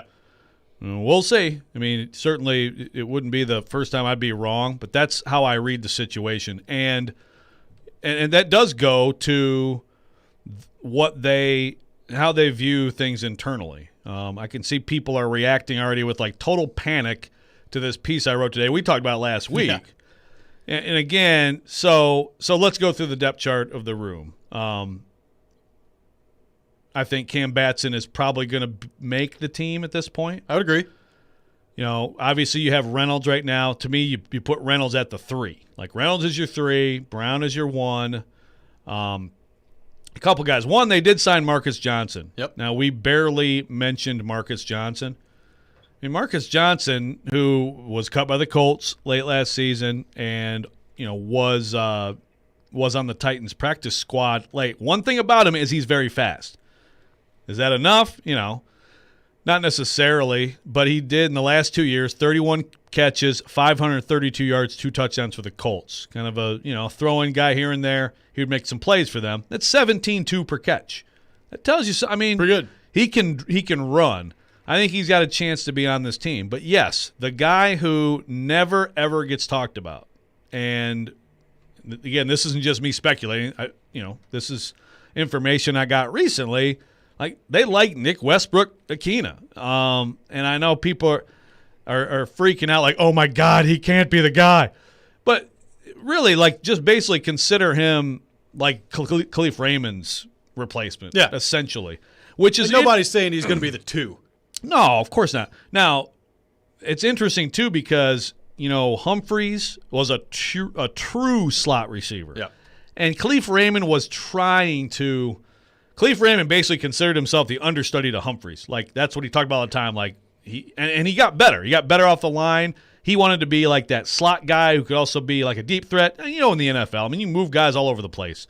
You don't necessarily have to have a Humphreys on your team. But it's interesting because right now they go from kind of Smurfy to they are trending bigger. And Westbrook, they love his blocking. He's going to be on this team because he's great on special teams. But I actually think that next year he's going to be some kind of a factor as a receiver. Don't freak out, everybody. Don't freak out. Well, it's the okay. fact that he can block well helps. We know how much they like that. Hey, you smile over there, but I came around. You kind of like it now. I do. You kind of like the receivers who block. I do. They love it. But look, so I think, what is he? Is he your 4? He might be your 4 over Batson. Maybe. And even some people might still be like, oh, my God. But here's the thing with Westbrook. Like, last year in camp, he dropped so many passes. I was like, oh, that poor kid from Indiana. Yeah. He's just completely killing his chances. And yet he kept getting open. He kept running well.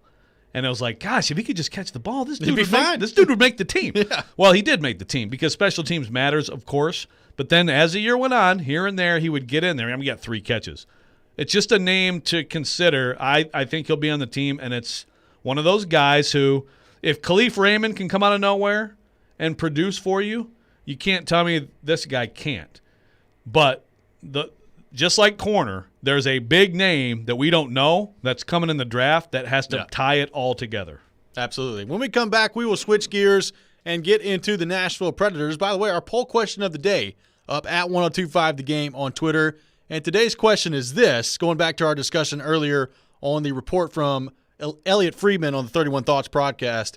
If you can only keep one, which of these 2 defensemen would you rather have long-term? Would it be Matthias Eckle or would it be Ryan Ellis?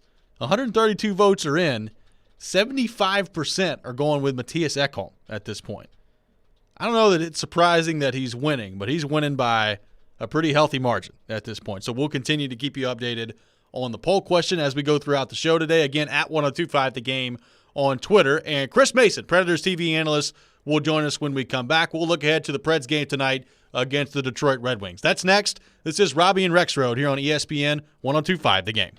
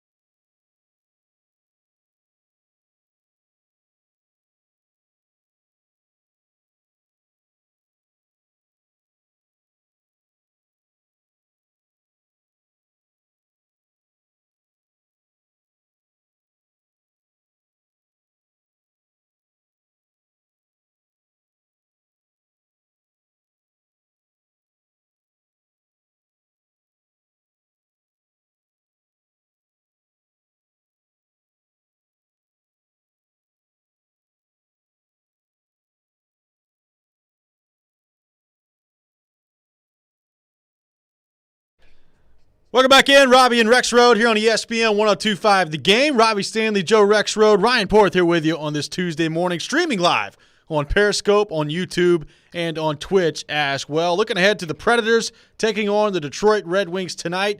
Puck drop at 7 o'clock, pregame at 6 o'clock here on ESPN 102.5 The Game. And to help us talk more about that, we go to our 102.5 The Game phone line, driven by WilsonCountyHyundai.com, and welcome in Preds TV analyst Chris Mason, brought to you by Coleman Tractor, Tennessee's largest Kubota dealer. C. Mace, what's going on, man? How we doing? What's up? Doing great, and just want to tell you how much I appreciate the intro music.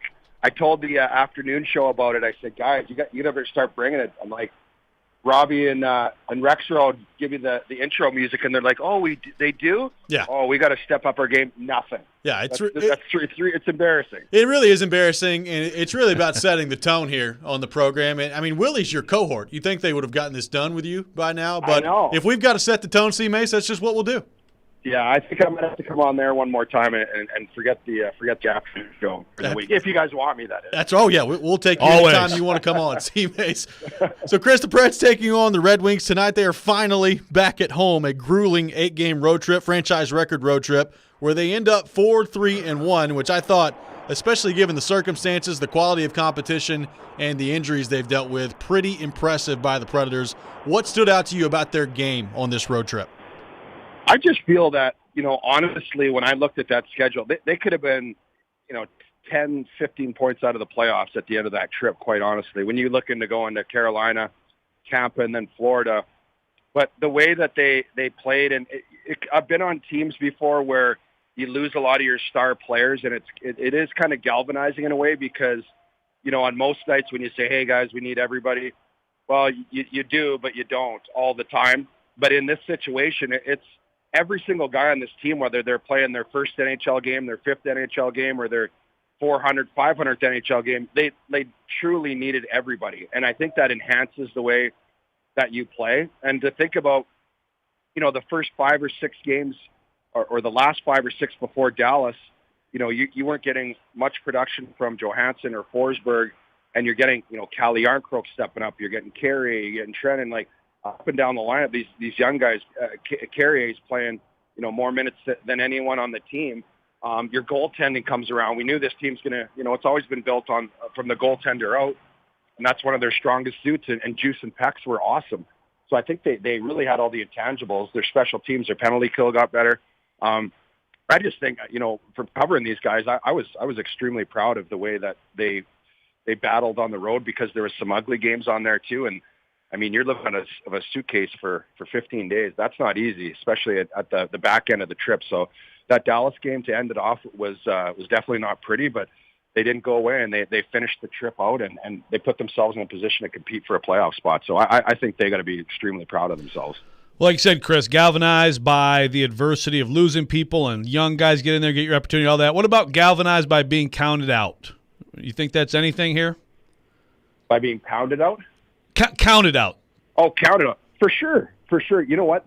I've been on teams like that too, where you're the last place team, or no one, they're already writing you off, and they're making, we're trading Matthias Eckle and everybody. And that's, that stuff still might happen. You don't want to go and be buyers at the deadline. I'm guessing, at this point, but when you're in that room, the only opinions that matter, if you can truly have a belief system in the room where, what? Nobody expects us to do anything. All these teams are, they're not giving us the respect we deserve. Well, first of all, you have to earn the respect.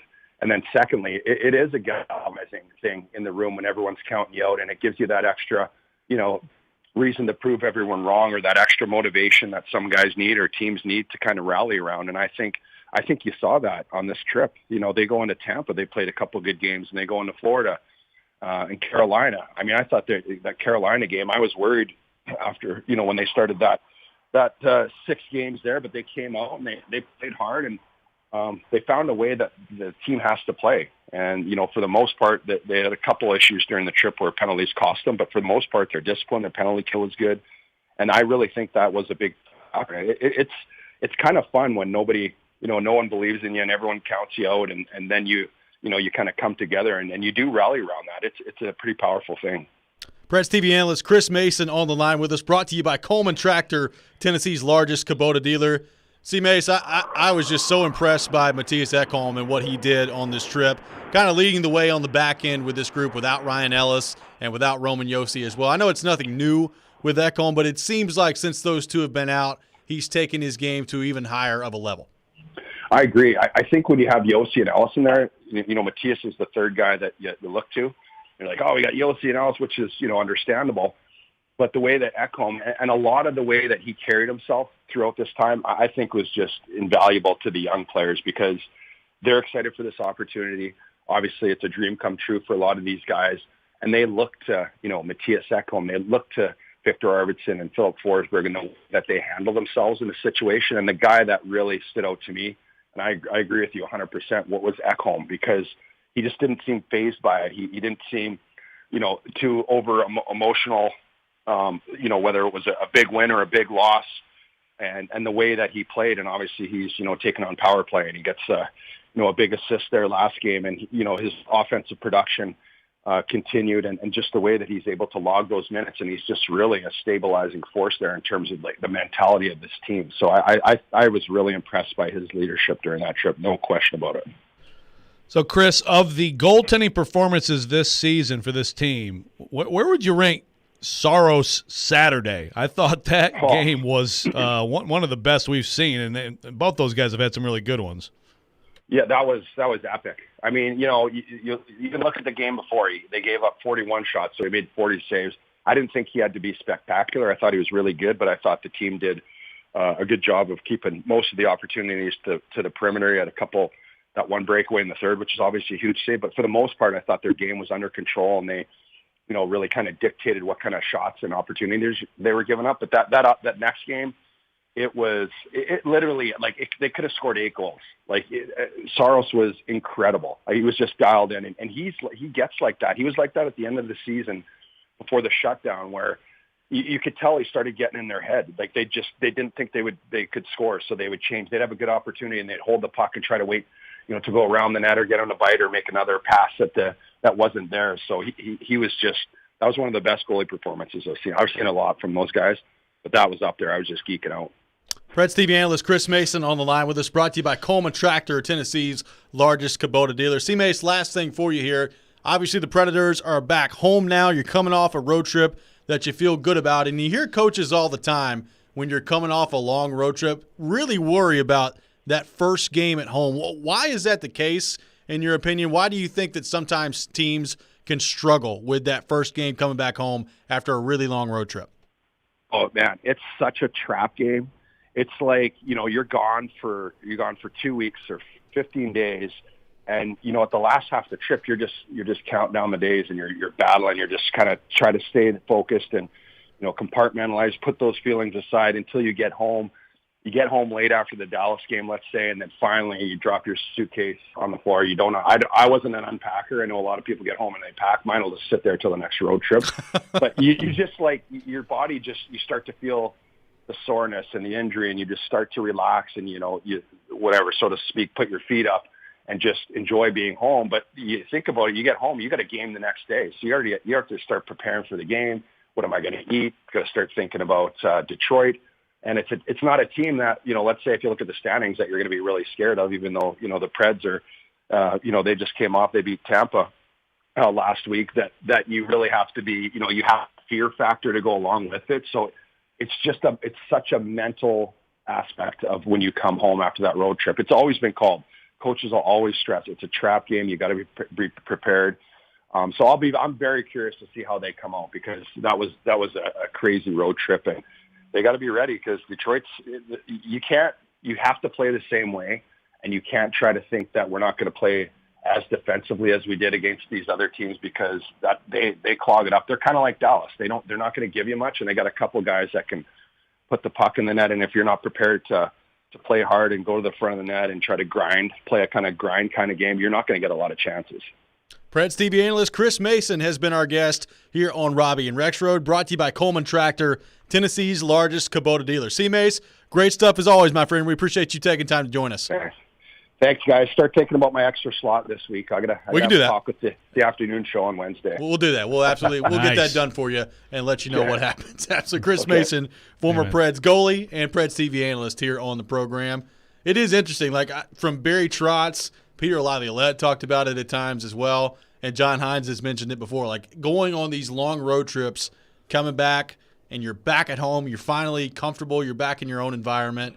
And I know it's different this year with the fans not being as full in the stands, but this has always been kind of a situation where coaches raise their eyebrows a little bit and say, all right, better be ready to go tonight because this does have trap game written all over it. Well, the opponent doubles that at least, right? So, yeah, you overachieved. I don't think anybody would have realistically picked their record on that road trip. So now can you achieve? Yeah. Can you meet expectations? Because you haven't done that enough in these situations. Speaking of the Nashville Predators, it is that time of the day. Time for Preds Pick to Click here on Robby and Rexrode. Be the first caller at 615-737-1025, 615-737-1025 for your opportunity to guess the goal scorer for the Predators tonight as they take on the Red Wings. If you get it right, you'll win a prize pack brought to you by New Amsterdam Vodka. We'll do that next, and we'll see if today's finally the day that I can get on the board. That's coming up. This is Robby and Rexrode here on ESPN 102.5 The Game.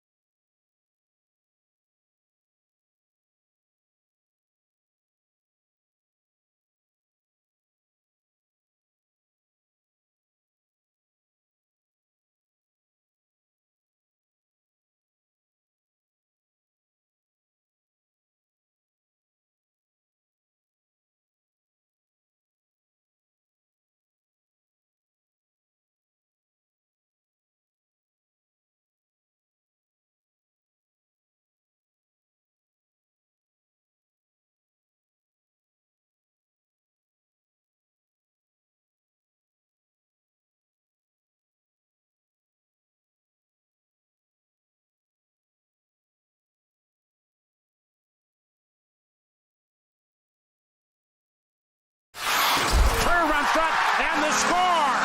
Who's going to find the back of the net in tonight's Preds game? Robby and Rexrode make their picks to click and welcome a listener to do the same. Pick to Click is brought to you by New Amsterdam Vodka, the official vodka of the NHL. And it is that time of the day, time for Preds Pick to Click here on Robby and Rexrode, brought to you by New Amsterdam Vodka. The Predators taking on the Detroit Red Wings tonight at 7 o'clock at Bridgestone Arena. Pregame at 6 o'clock here on ESPN 102.5 The Game.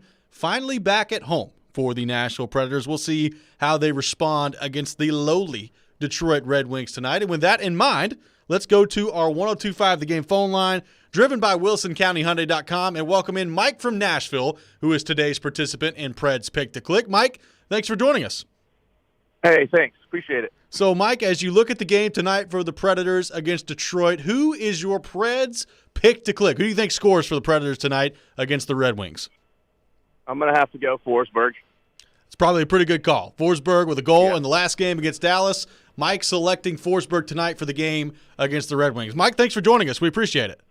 Hey, thank y'all. Appreciate y'all. Absolutely. So Philip Forsberg back to being a very popular selection here in the competition. Mike from Nashville selecting Philip Forsberg. And now we move on to us. And the headline that Porth has come up with on our Periscope, Twitch, and YouTube is, quote, "Will Robby swing and miss on Preds Pick to Click?" The odds say yes. Yes, I will. The guy who has won right all year. Throwing shade. Yeah, I know. Yeah. He's got a 1-goal lead over you. One is more than zero. And it's true. There's good math here on the show. That is for sure. By the way, Mike, good job, because after the move Forsberg made last game, that would have been disrespectful not to select. It would have been Preds Pick to Click malpractice to not take Forsberg. Yeah, so Forsberg has been selected. That move he tried in the Dallas game. The NHL tweeted it out yesterday, and I went through and read the comments. They were as funny as you thought they would be. So with that in mind, Ryan Porth, you had the selection first in today's competition in Preds Pick to Click. Where are you going? Give me number 28, Eeli Tolvanen. Tolvanen being selected. So Philip Forsberg has been selected by Mike. Ryan Porth is selecting Eeli Tolvanen. Give me number 92, Ryan Johansson. I've not selected him all year. He scored last game. I say he scores again. I like that line right now of Tolvanen, Johansson, and Forsberg. I'm apologizing in advance to Ryan Johansson. Give me number 92. Unbelievable. Still passing. Callie freaking Yarncroke is dominating the NHL, and he has got his old team in his sights. Thank you to both of you. Number one star of the league, by the way. Thank you. Yeah. Take him. I am taking Good. it. Let's go, Yarncroke. Finally. It's the year of Yarncroke. Yes, it is. Joe Rexrode selecting Callie Yarncroke here in the competition. Domination. That's right. Joe Rexrode. Callie and me. Joe Let's Rexrode, go. 5 correct answers on the season. The listeners at 6 at this point. So the listeners leading the competition. So it's two competitions. It's the listeners and me. Correct. The good people at Pick to Click, and it's you and Ryan. I thought for sure Robby was going to go with Yarncroke. No. It's more out of principle at this point. I hope he's listening. I hope you're listening, Callie. It's nothing against him. It's more against you. I know you have a baby and all that stuff, but I hope you're listening right now, getting fired up for tonight. How much credit do you take for Callie Yarncroke's performance being the number one star in the league? I don't take any credit for it. Well, but I can at least take credit all the time for stuff. Well, that's true. But I don't take credit for this one, but I can at least recognize it and take advantage of it. So thank you. There's a commenter on Periscope that says, "Sorry, Joe, Cleavon Brown doesn't play hockey. You can't pick him." Is that Max Hers? Yeah, maybe. Yeah, I think it is. Yes, it is. That is Max. I mean, Max. I understand that Maxwell Evans was good this year for Vanderbilt. They have no bigs. I just love it when they have no bigs. People giving it to Joe Rexrode online. That is today's edition of Preds Pick to Click, brought to you by New Amsterdam Vodka. Mike selecting Philip Forsberg. Ryan Porth going with Eeli Tolvanen. I have selected Ryan Johansson. Joe Rexrode, Callie Yarncroke. Noted goal scorer, Callie Yarncroke. The year of Yarncroke. If Callie Yarncroke scores tonight, I'm not sure I'm going to be allowed to do the show tomorrow. I will just hang my head in shame the entire time. I mean, it's been an impressive run of futility on my regard at this point. I might go buy a Yarncroke jersey. Can I get a Yarncroke jersey? Sure. Is that possible? Yeah. Okay. I haven't had a jersey. In fact, I don't know if I've ever had a jersey with a player's name on it. Oh, no. Way We back. might just get in one and 4th hang grade. it up in the studio here, so that way people watching on Twitch and on Periscope and on YouTube can just have it behind you at all times. I think he's earned that. If so he too. scores tonight, I don't think there's any doubt. We got to make it happen. How about a bobblehead? Do we have a Yarn Croak bobblehead? No, I don't know we gotta if they do have Shane. a I don't Yarn think Croak they've bobblehead. made one.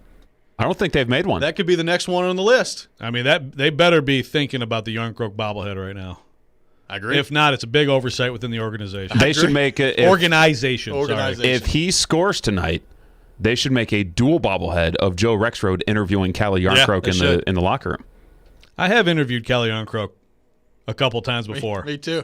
A couple times. Yes. He doesn't love talking, but you know what he just does? He just puts the puck in the back of the net, baby. He came here to do interviews and to his score credit. goals, and he's about out of interviews. He loves putting the basket in the biscuit. To his credit.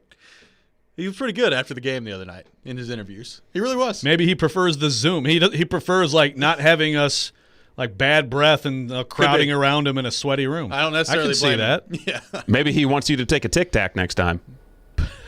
Maybe so. Wow, Okay. that was. I wasn't saying it was me kind with the of bad breath, but sure. A ruthless call out there by Ryan Porth. There I you go. usually have those Listerine little strips in my pocket, man. There you go. Let's go to the text line driven by WilsonCountyHyundai.com. Brian texted in, Yarncroke's on fire, even included the fire emoji. That's for sure. Rexo, do you use emojis? Is that part of your texting routine? Yeah, a little bit. And actually, when I first started to do it, people started making fun of me for doing it. But I'll throw in like a eye roll emoji. Yeah. I like that one, or like the gritted teeth one. Like if something like ooh, something like that. So I do a little bit of that. I like the what are the things that when people make this little cartoon picture of themselves. Like my wife has this. Katie has it's like you know what I mean? Like yeah. it's like you create sort of a little cartoon. Yeah, it's like a picture of yourself. Yeah, it's on like Snapchat stuff. Yeah. Oh, that's a Bitmoji. Bitmoji. Oh, that's a Yeah. Bitmoji? Yeah. If I could figure out how to do it, I would do that too. I'd love to see that. Well, first you'll have to download. Actually, there's a Bitmoji app. There is. So Really? you can download the Bitmoji. Yeah. Well, that sounds complicated. Let's just stick with Wombo, okay? Yeah. Had a lot of wombos coming in lately as well. Let's update the poll question of the day at 1025 The Game on Twitter. Today's question is this. Preds fans, if you could only keep one of these two defensemen long-term, which one would it be? Would it be Matthias Ekholm or would it be Ryan Ellis? 189 votes are in. Matthias Ekholm, 72% of the vote. Ryan Ellis had 28% of the vote. Our good friend Jared Stillman says on Twitter, quote, if you vote Ellis on this poll, you either don't watch Preds games or two, accidentally tap the wrong button like I did. I mean, Stillman's disdain for Ryan Ellis, that's up there, right? I don't know if it's disdain. I think he just really likes Matthias Ekholm and thinks he's a better player than Ryan Ellis. He called Ryan Ellis like a little goldfish swimming around one time. Come on. Yes. It's because he makes all those saves. Huh? Ryan Ellis is really good. Have you not noticed this? Ryan Ellis has made like at least 13, 14 open net saves. What does that have to do with being a goldfish? Flopping around out there. That's what you do, blocking shots. I don't think that's what he meant. Oh, okay. I think he was talking about like Finding Dory? Is that the movie? Finding Nemo, Finding Dory. There's two of them. Both are fish movies. Yeah, both are the Yeah, there's a Stillman. sequel. No, I've heard him on his show, and Okay. it's a reference to that. Jared, tell us what it's about. Okay. No, he has disdain. So have you not seen Finding Nemo or Finding Dory? I've seen Finding Nemo, which Okay. was a great movie. I never saw the sequel. It's pretty good. But Dory's the little red fish, right? No. Dory's the blue fish. Who's the red fish? Nemo. Stillman, clarify. You know you've said this. There's Porth losing it in the background.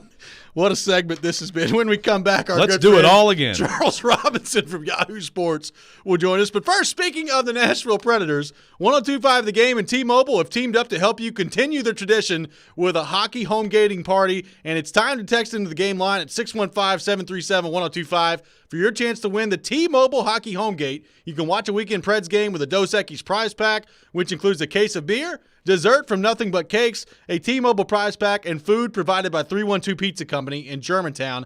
Just text the word GOLD to 615-737-1025. That's GOLD to 615-737-1025 now to enter. The winner will be contacted on Thursday, and you must be 21 or older. to enter. We'll be right back on Robby and Rexrode, live from the Wholesale Link Studios, powered by RumbleOn.com. You're on ESPN 102.5 The Game.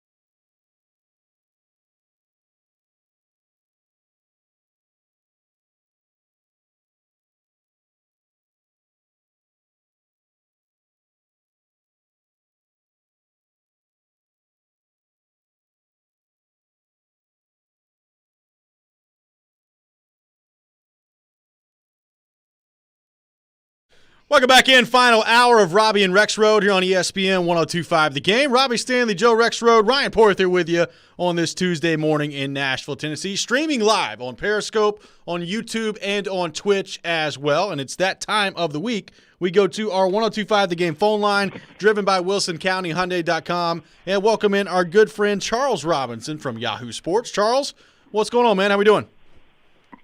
Doing well. How are you guys doing today? We are doing wonderful. Good. And, Charles, we want to start with the news that's making a lot of noise right now in the NFL, and that, of course, is Deshaun Watson and sexual assault allegations civilly in those lawsuits up to 14 with 24 accusers by my latest count at this point. What have you thought of everything that's been going on with Deshaun Watson and the case over the last couple of weeks, and where do you think this could go from here, specifically with the NFL and how they decide to handle this?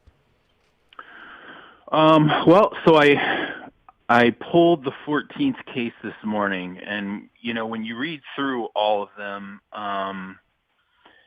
I think the thing that's concerning is that there are similarities between all 14 cases. You see little pieces of information that seem to match up between the different accounts. Now, you can approach this with skepticism and just say, this is the attorney who has all these different clients, and maybe that's why these cases are matching up, and this, there's some ambulance chasing going on here or whatever. But from what I understand, the accusers, it's a pretty varied group. It's a different ethnicities, different backgrounds, different marital statuses, relationship statuses, different sort of business setups. So it's a pretty diverse group with a lot of alleged victims who don't fit easily into one box. And I think what's interesting to me is when you sort of hear what's coming out of Deshaun Watson's camp, they have to kind of pick a lane here and stick to it, because I'm hearing all these different varied stories here, and that's suggestive of a pretty significant defense problem that's brewing here. And so you hear, Deshaun's masseuse because of COVID wasn't available. Okay, well, there was, I guess, no effort to go through the team to resolve that problem. Then it's maybe this was an element where this was just consensual, and there's more to sort of this, what was being sought out by Deshaun Watson was more of a consensual, setup here. Well, okay, then there's these text messages, though, that sound like, Deshaun Watson, alleged text messages that sound like Deshaun Watson was setting up legitimate massages. So it's just a lot of things that don't match up right now. And I think part of the reason why you have Deshaun Watson's camp is so quiet is because the totality of the lawsuits haven't been filed. There's 14, potentially, as you said, 24, we'll see. And that's through one lawyer. We don't know if there are other lawyers and other women. It's one lawyer who's making this very public. So that's what everybody's focusing on. And now there's this reality that, the lawyer Tony Busby is consulting with a defense attorney who's essentially laying out how, he could backdoor criminal charges here, which is to put together a packet of affidavits stating what happened, forwarding that to the Houston Police Department, the Harris County District Attorney, and essentially saying, look, we have victims here willing to sit for a grand jury. If you want to impanel a grand jury, they'll provide testimony, and then you can decide, the grand jury can suggest whether or not Deshaun Watson should be charged with a crime here. There's a lot.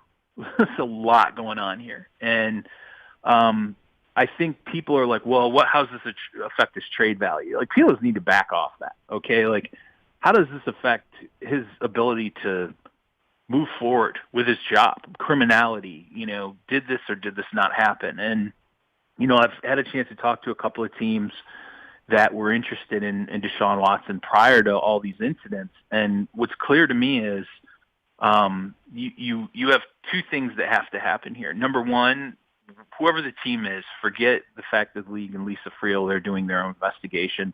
Forget, what's going on with these lawyers kind of going back and forth.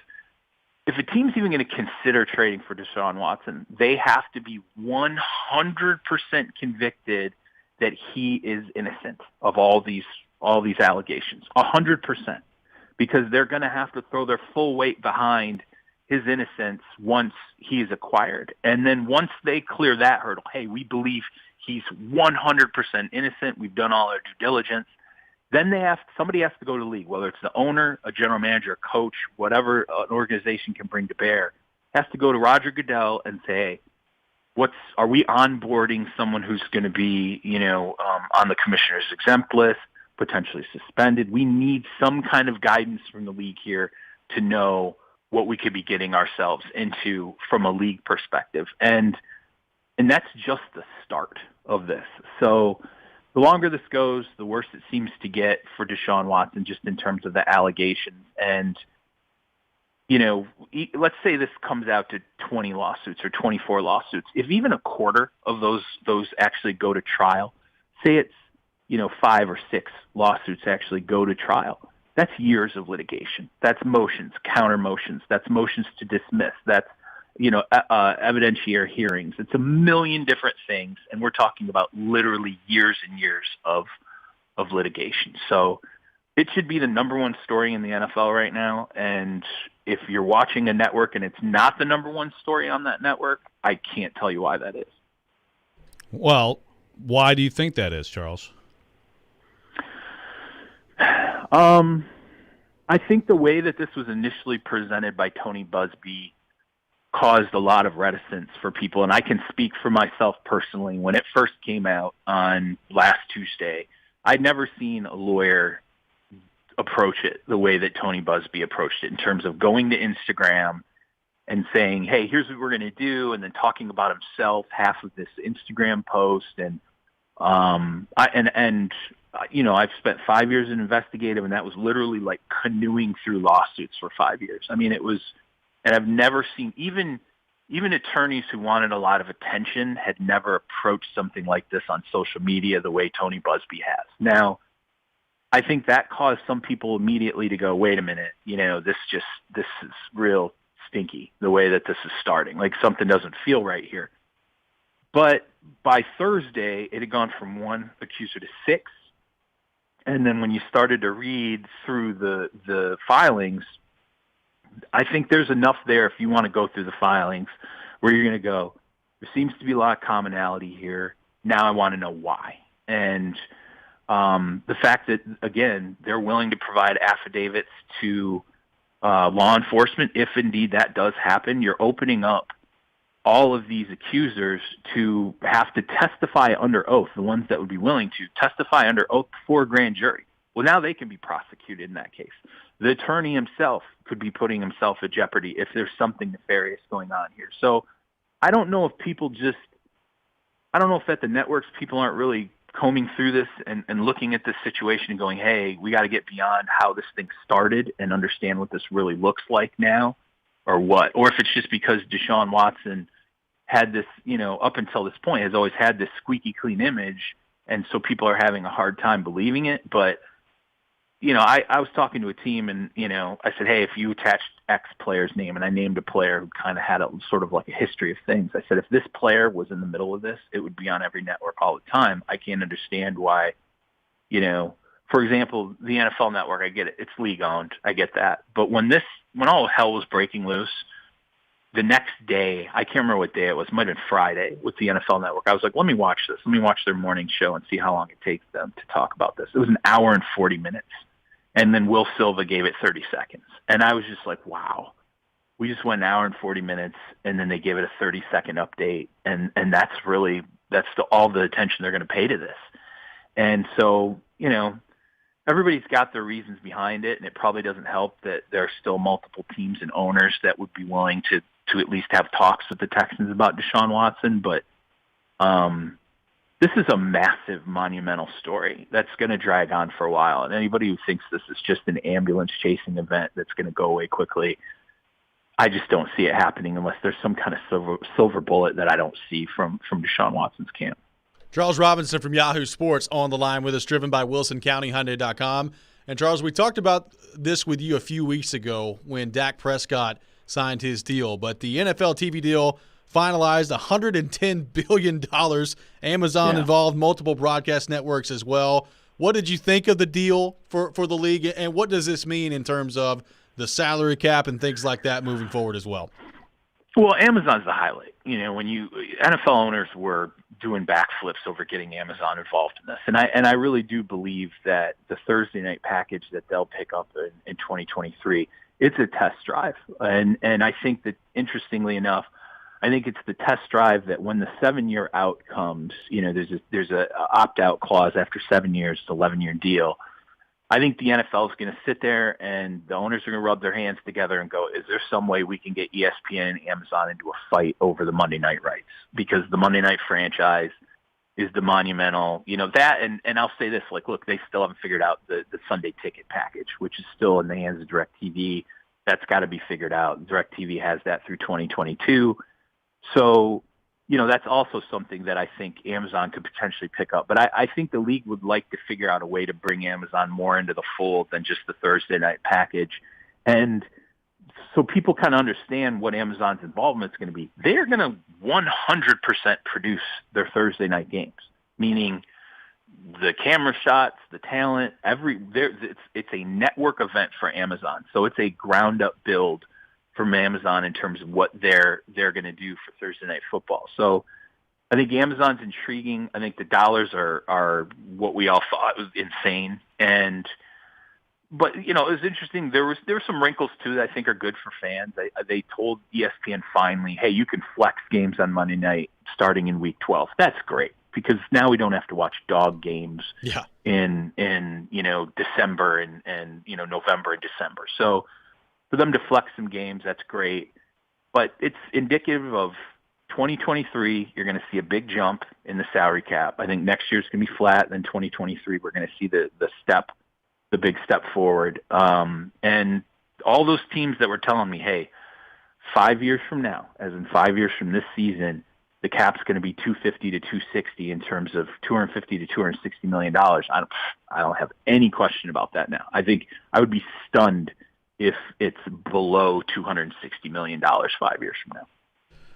Well, let's get your Titans take, Charles. The entirety of this picture, signing Dupree and Autry, letting both Butler and Adoree Jackson go, not going after a high-priced receiver. We see the Giants gave a lot of money to Adoree Jackson. What do you think of the Titans as they stand right now and what they've done?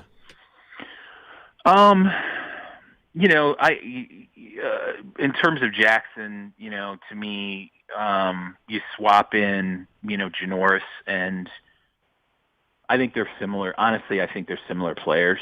So, if it just comes down to the money, then okay, I get it. Like, I can understand that. But in terms of the talent, I think you're going to probably see comparable performance. Janoris is at least a good 3-4 years removed from his best football. The totality of the class, it's all really going to depend on Dupree. I think, given the money, that if Dupree does really well, you're going to look at the class and you're going to say, okay, we're happy with it. We resolved some pass rushing issues. We paid him a lot of money and we took a lot of risk here, but he's going to have to succeed, because I think Corey Davis is going to put up some numbers. He's going to have some opportunities. And Jonnu Smith, the intent there with the New England Patriots is to maximize, his talent level. So some of the guys you let go, you're probably going to see them, put up some numbers and say, geez, it'd be great if we still had that production, but you're going to feel a lot better about it as long as Dupree makes himself worth, the gamble that the Titans are really putting on him and the money that they're paying him. And now if he comes out and he's, if the sack numbers aren't there and the impact's not there and you're looking at him and going, geez, he looks more like a cleanup guy where, if he has to be single covered or not covered to really get pressure on the passer, you're not going to be happy with that. So I don't know. It's hard to say. I would say right now that it's a wait and see, in terms of the overall class for the Titans, but it's been a wonky free agency because the teams that I think did really well are the ones that picked off guys for deals that were sub-market where they would have been otherwise. So, for example, the Cleveland Browns, they go and they pick up Troy Hill. The safety Johnson was a guy that I think the Rams were looking at, tagging coming out of the 2018 or 2019 season, I think, or 2018 season. I think they felt like, hey, 2019, 2020, he's going to be a guy we're going to have to apply the tag to. He was banged up last year. So, you see the Browns cheaply grab pieces where, Tack McKinley, a lot of one-year sort of test drive kind of players. And, those are the teams that I think did well. I think the teams that paid guys this year, it was there weren't a lot of big contracts that I thought were, other than maybe like, Trent Williams. There's a lot of gambles that are going on right now, and it's just a weird year because of the salary cap. So I know it's probably not the definitive answer you want, but you know what? You guys were just arguing about the color of Nemo, so That's true. We did do that. I want your final grade right now on the Titans, and that's it. Charles, I do have to tell you this before we let you go. It was kind of a flashback to Rexrode's college days. I know y'all were friends in college. Rexrode was like an hour and 20 minutes late to the show today because he slept in. Can you believe it? Is that shocking to you, Charles? Shocking information. Did you wake up on the floor? I mean, like, how much of a flashback? Or in the tub. Or right, in the bathroom. Right. Were you banging on the door while I was passed out in the bathtub at 4 a.m. saying, "Hey, I want to come in and brush my teeth"? That did happen, by the way. Hey, I wasn't going to volunteer that story. You have. Two I'll legends. give you credit, buddy. Two legends. One of my finer moments. Oh, what a night that was. We should do a segment just on those stories sometime. Charles Robinson from Yahoo Sports has been our guest here on Robby and Rexrode. Charles, great stuff, man. Appreciate you taking time to join us. All right, have a good one, fellas. Absolutely. We'll come back and react to a little of what Charles had to say there on the other side. This is Robby and Rexrode on ESPN 102.5 The Game.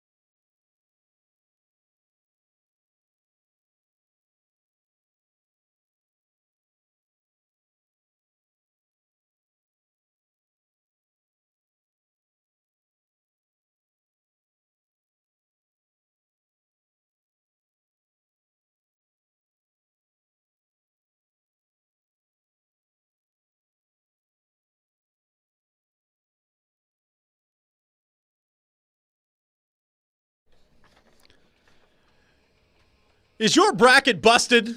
And let's be honest, it is. Well, now you can enter the 16-team Game Bracket Challenge to win great prizes. Brackets must be submitted 15 minutes prior to the first game on Saturday. The Game Bracket Challenge is brought to you by Volunteer Hose and Gasket, European Collision Repair, Cool Springs Wine and Spirits, and Coach's Corner Sports Grill. Welcome back in, Robby and Rexrode here on ESPN 102.5 The Game. Robby Stanley, Joe Rexrode, Ryan Porth here with you on this Tuesday morning in Nashville, Tennessee. Thanks to Charles Robinson from Yahoo Sports for joining us in the last segment. And, Joe, it's been interesting on the Deshaun Watson story that continues to evolve in the NFL.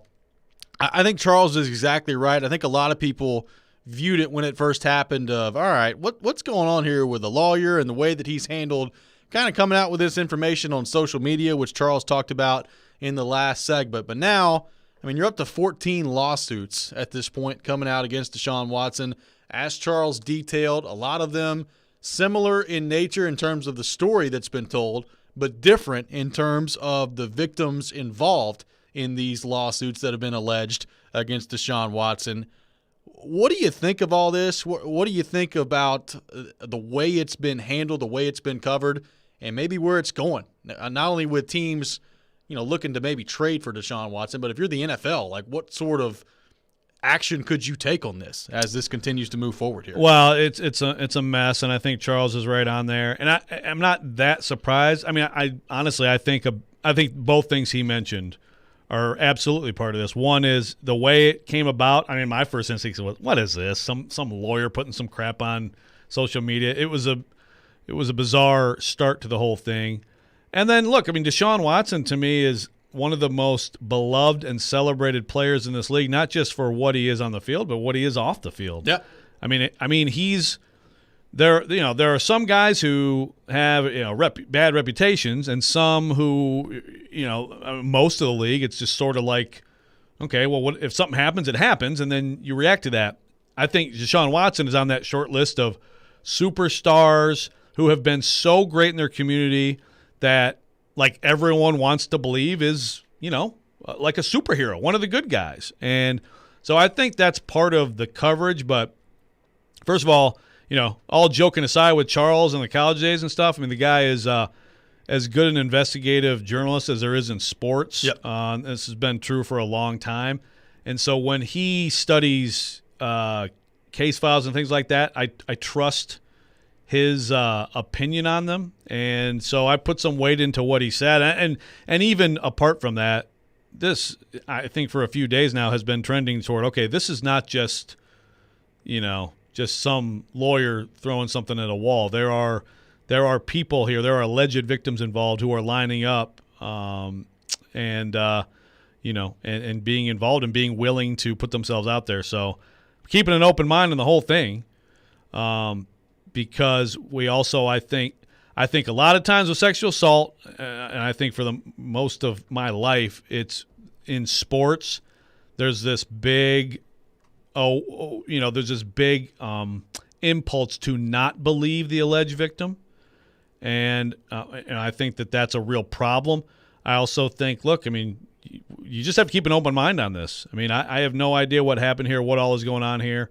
More is going to come to light. But, yeah, the coverage of it, I think, at this point, it's a bigger story than it's being treated as in national media. I suspect that will change soon.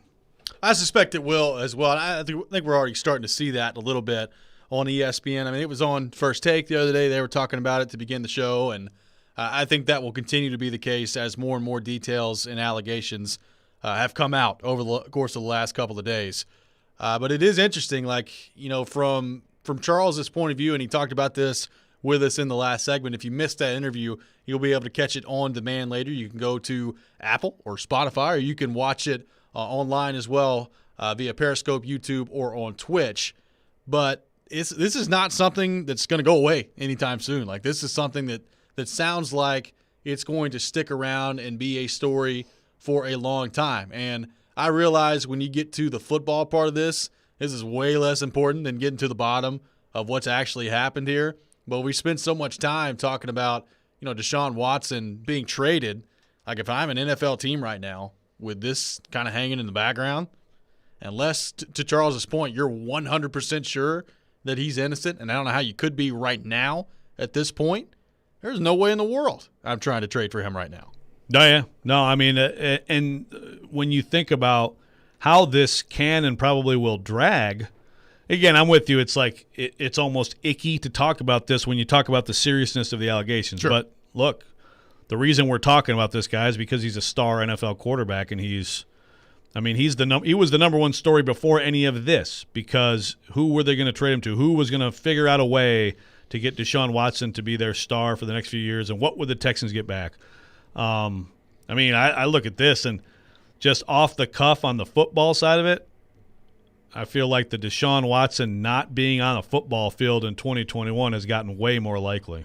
Yeah, absolutely, and we'll continue to keep you updated as this story continues to develop here with Deshaun Watson and the sexual assault allegations that have been out there, up to 14 such lawsuits up until this point. So we'll continue to monitor that situation as it unfolds here. When we come back, we're going to get back into the Nashville Predators. Elliot Friedman coming out with an interesting statement on his 31 Thoughts podcast regarding Matthias Eckle and Ryan Ellis. We'll discuss that when we come back. But right now, I've got to tell you about my friends at FanDuel Sportsbook. And the tournament is down to just 16 teams. So if you've been watching from the sidelines, now is your chance to get in on the action. FanDuel Sportsbook hooking you up, as always, with exclusive 30-1 odds on all 16 teams left in the bracket, even the top seeds. That's right, new users get 30-1 odds on any team to win their next game this round. You can win $150 on a $5 bet. So maybe you feel great about the favorites left in the tournament. Michigan, Gonzaga, Alabama playing really well right now. Maybe you feel good about the underdog. Oral Roberts, Loyola Chicago in there as well. You've got options on the table, and all you've got to do is download the FanDuel Sportsbook app and make your first deposit to unlock exclusive 30-1 odds. The app is so easy to use, and when you win, you'll get paid in as little as 24 hours. Just sign up with promo code ROB so they know that I sent you. That's FanDuel Sportsbook, promo code ROB. You must be 21 or older and present in Tennessee. New users only. Must wager in designated offer market. $10 first deposit required. See full terms at sportsbook.fanduel.com. A max bonus of $150. Restrictions do apply. For problem gambling support, call 1-800-889-9789.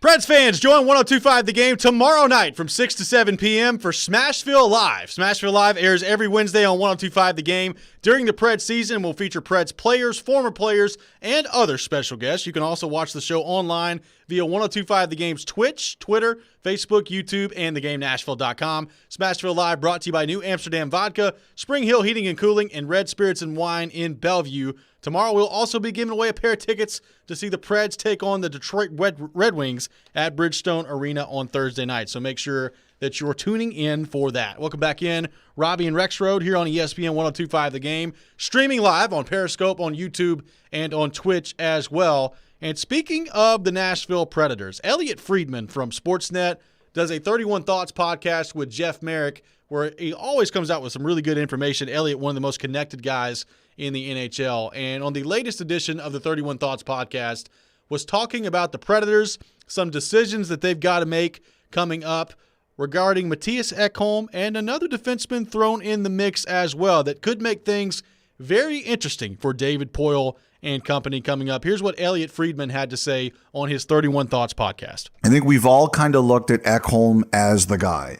He's got one more year under contract at $3.75 million. Yep. He's a heck of a player, and we knew he was out there. Well, the interesting thing to me is I had someone say to me on Sunday that they're beginning to wonder if the Predators are going to be making an Ekholm-Ellis decision. What does that mean, Ekholm? Like one or the other? Could it come down to one or the other? Now, initially, I think that Nashville kind of looked at Ellis as they didn't want to do it, and I'm still not convinced they want to do it. But when we reported that it was Yossi no, Rene no, and Ellis no, and everyone else they'd think about, I had a couple of people ask me, are you sure? Are you sure they wouldn't do Ellis? And it wasn't like they were saying anything bad about Ellis. It's just I think there's teams out there who really like Ellis. And the danger about Ekholm is he's only signed for one more year. Now, Ellis is signed for 6 more years at $6.25 million. And like Ekholm, he's got a lot of respect. Like both those players are really respected players. And I just wonder if some teams have gone to the Predators about Ellis. And I also wonder, because he's signed at a longer term, would people feel more comfortable dealing for him? And I can't see Nashville trading both those guys. I'm just wondering if there's any chance that they look at it and say, well, what if instead of Ekholm, it's Ellis, and we try to keep Ekholm long term? I think clearly Nashville has some big decisions to make, and I think it's possible that teams have leaned in on them and said, we're not sure about giving all this up for only one more year of Ekholm. How do we feel about giving all this up for 6 more years of Ellis? I think it's possible that's going on. So that was Elliot Friedman from Sportsnet on his 31 Thoughts podcast with some interesting stuff there regarding Matthias Ekholm and Ryan Ellis, maybe saying the Predators have got a decision to make coming up. Do you trade Matthias Ekholm? Could the Predators possibly go the route at some point of trading Ryan Ellis instead of Matthias Ekholm? Joe Rexrode, when you hear that from Elliot Friedman and the options on the table and maybe some decisions that the Predators have got to make coming up, what is your reaction to what Elliot Friedman threw out there? Well, my reaction is, and we talked about it before any of this came up, I mean, Ellis, to me, would be the preferable player to trade from the Predators' perspective. It's interesting to me that other teams look at it this way. I wouldn't have necessarily guessed that. But I understand the money's big, but the term's longer, so you have that. If you feel like he's a long-term top-pairing defenseman for you, you have a little bit more assurance there, and he has certainly had better offensive numbers than Ekholm. His shot is fantastic. Yeah. Absolutely. But I also, if you're another team out there and you're seeing that he just had a surgery and he's out, that's where I would have a lot of trepidation. But I think if the Preds could work this out, if one of them has to go, and you can keep Eckle and trade Ellis, to me that's ideal for the Predators if the haul is roughly the same. If the haul is roughly the same, and obviously the other part of this that you've got to be comfortable about if you're the Predators is knowing that Matthias Ekholm wants to be here long term. Now, he spoke with Adam Vingan a couple of weeks ago at The Athletic and was pretty open about the trade rumors. He's heard them, he's seen them, and made it clear in the piece with Adam that he's not asking for it. He does not want to leave, but that he understands the business being what it is, and that may end up happening at the end of the day. If the Predators believe that Matthias Ekholm wants to sign here long term, to me, and I've said it from the start, you got to think long and hard about training that guy. I absolutely believe that he could still be a part of the solution when you get through the rebuild, the retool, whatever the case may be. If Ekholm, if you can get him signed long term and Ellis is the route you want to go, and if what Friedman says is true and people like Ellis, teams like Ellis, and maybe they're even more comfortable giving up as many assets as they give up for a guy that's under a 6-year deal, to me this is not really much of a conversation. I'm trading Ryan Ellis all day long before I'm trading Matthias Ekholm. Yeah, look, there may be defensive analytics that are contrary to just what I've seen, but I think Ekholm is a better and more, I guess, I don't know, as versatile as a word. He's better in more matchups than Ryan Ellis is. Like, I feel better about him as a defensive defenseman than Ryan Ellis. Again, if you show me some advanced stats that conflict with that, fine. Well, and I don't know if they exist.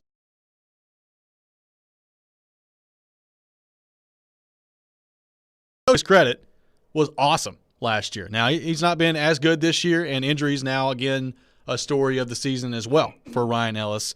So it's not like, to me, there were legitimate concerns after that Dallas series of, oh boy, what are the Predators about to get themselves into with this contract? Because he did not look good in the Dallas series, didn't look good at all at the end of that season. Now, we later found out he was dealing with injury while that was going on.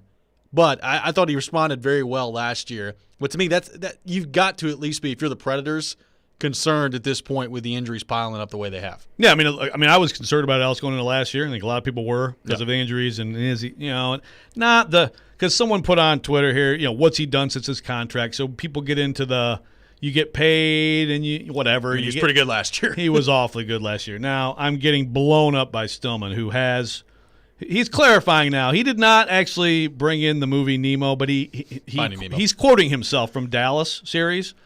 Quote, he looked like a little goldfish just moving around doing nothing. That was Jared Stillman's hockey analysis of Ryan Ellis a couple years ago in the Dallas series. So I apologize for bringing the movie Nemo in. I guess I just Finding Nemo, but yes. Yeah, and sorry. Dory. Yes, You also brought Dory into the equation. Yes. The bluefish, not the redfish. Right, the bluefish with the bad memory, more like me. Correct. Yes. So also Jared is like screaming, like putting bad words here about analytics. So Jared's not a big analytics fan.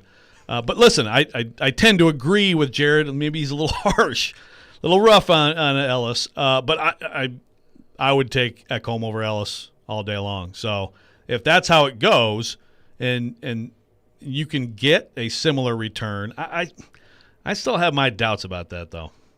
Let's revisit the poll question of the day at 1025 The Game on Twitter. And today's question is this. If you could only keep one, which of these two defensemen would you rather have long-term if you're a Preds fan? Would it be Matthias Ekholm or would it be Ryan Ellis? 251 votes are in, 72% going with Matthias Ekholm. 28% say Ryan Ellis. So, Joe, Matthias Ekholm is the runaway winner in this poll right now. I'm not surprised that he's winning. I am a little surprised. It's basically with 3/4 of the vote. I'm not that surprised. Really? I thought it would be more like 60-40. Well, I think, Ekholm has been great this year. So your recency bias is Ekholm has just been dynamite. Ellis is hurt again. And also, I do think this happens all the time. We've talked about Rick Barnes this week. When Ellis signed the deal and then, didn't have immediate great play, he wasn't great that year right after. Yeah. Then I think that's also part of this too. Fans hold it against a player or a coach who gets the big deal and then doesn't immediately like double their, get more money does not mean all of a sudden your performance increases necessarily. You're getting paid to do the same thing longer, but that's kind of how it's looked at. And then, speaking of that, what sort of a deal would it be for Matthias Eckle if he signs with the Predators long term? Like, what sort of money are you looking at? We'll continue to discuss that when we come back. Also, dive back into some basketball as well. All that coming up. This is Robby and Rexrode here on ESPN 102.5 The Game.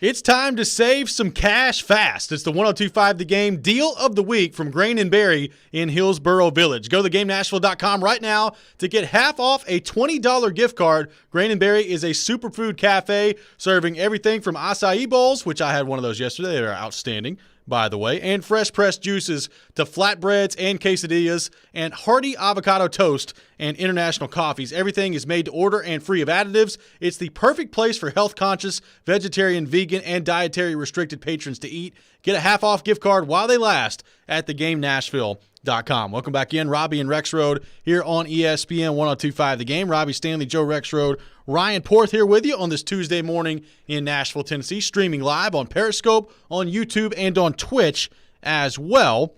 Joe, talking right now about our question of the day surrounding some information that was thrown out there by Elliot Friedman on the 31 Thoughts podcast with Matthias Ekholm and Ryan Ellis. Maybe the Predators having a decision to make on which of those two defensemen they could think about trading as they move forward here. The poll question has spoken pretty loudly. The fans here in Nashville overwhelmingly want to keep Ekholm if they had to choose between those two defensemen.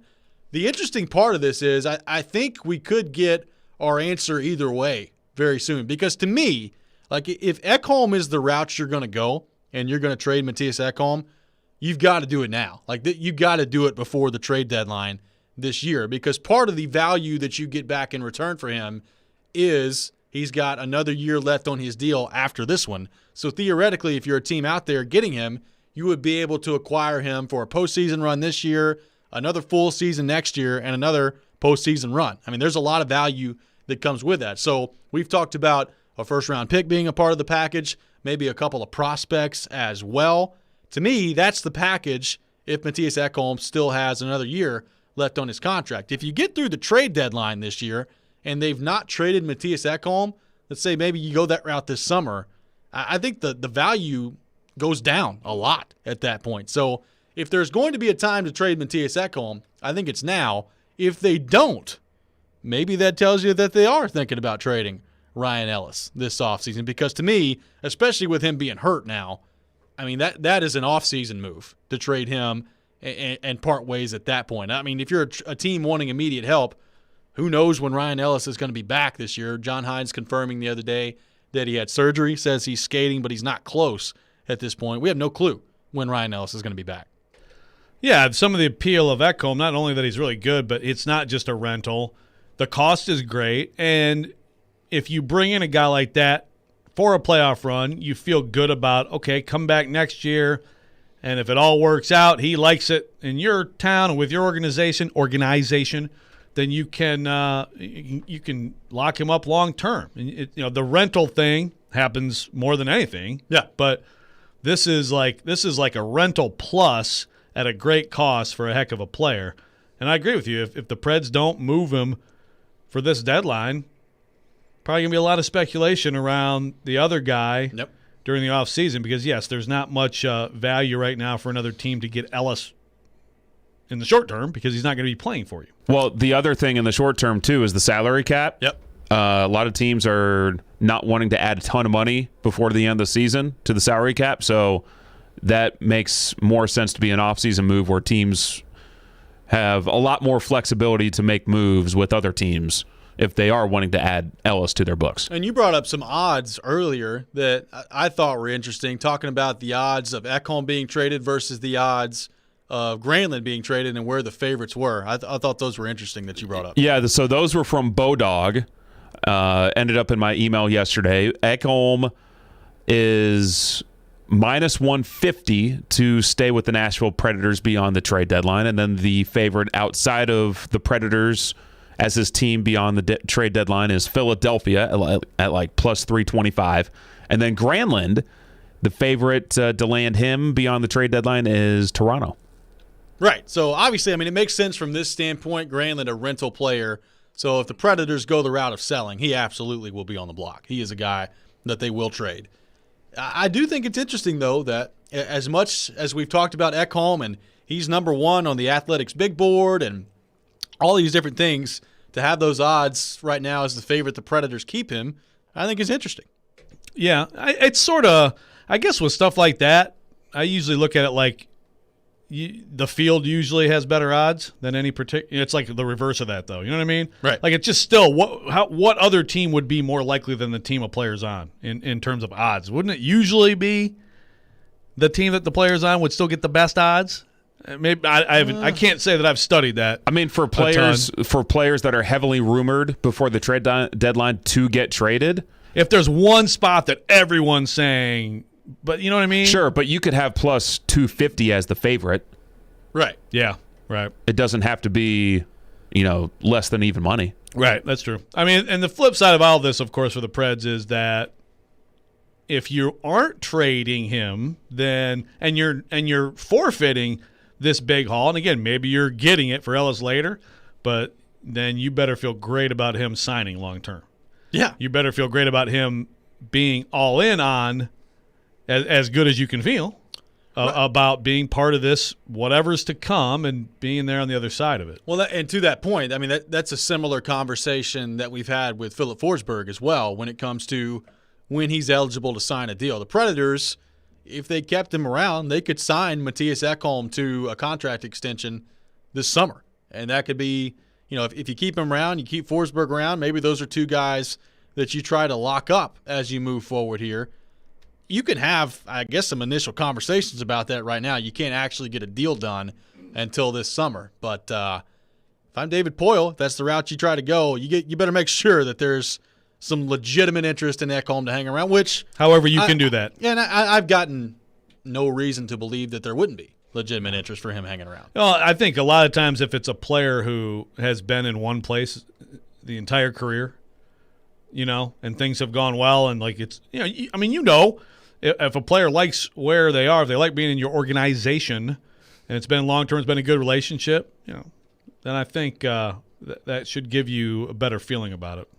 I think so too. So just really interesting stuff there from Elliot Friedman, and it's interesting. He kind of got the ball rolling on all of this, coming out with a report. I guess it's been probably a month ago now, maybe a little bit more, talking about the untouchable list for the Nashville Predators, and Pekka Rinne was on it.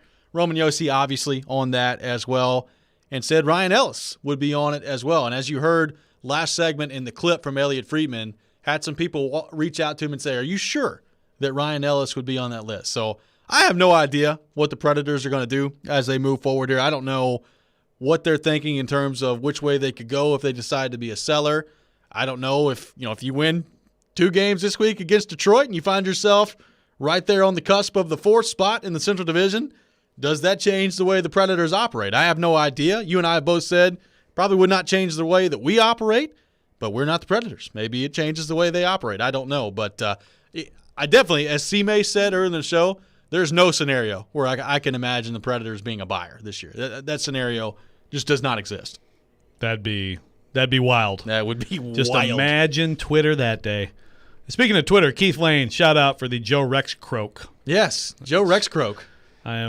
Big Calle Yarncroke supporter. I embrace it. Again, much better than other There's a lot of variations things you can do with of the last name. I cannot wait for Calle Yarncroke to score a goal tonight, and then we'll get have a jersey hanging up here soon. We'll get a 19 jersey with Rexrode on the back.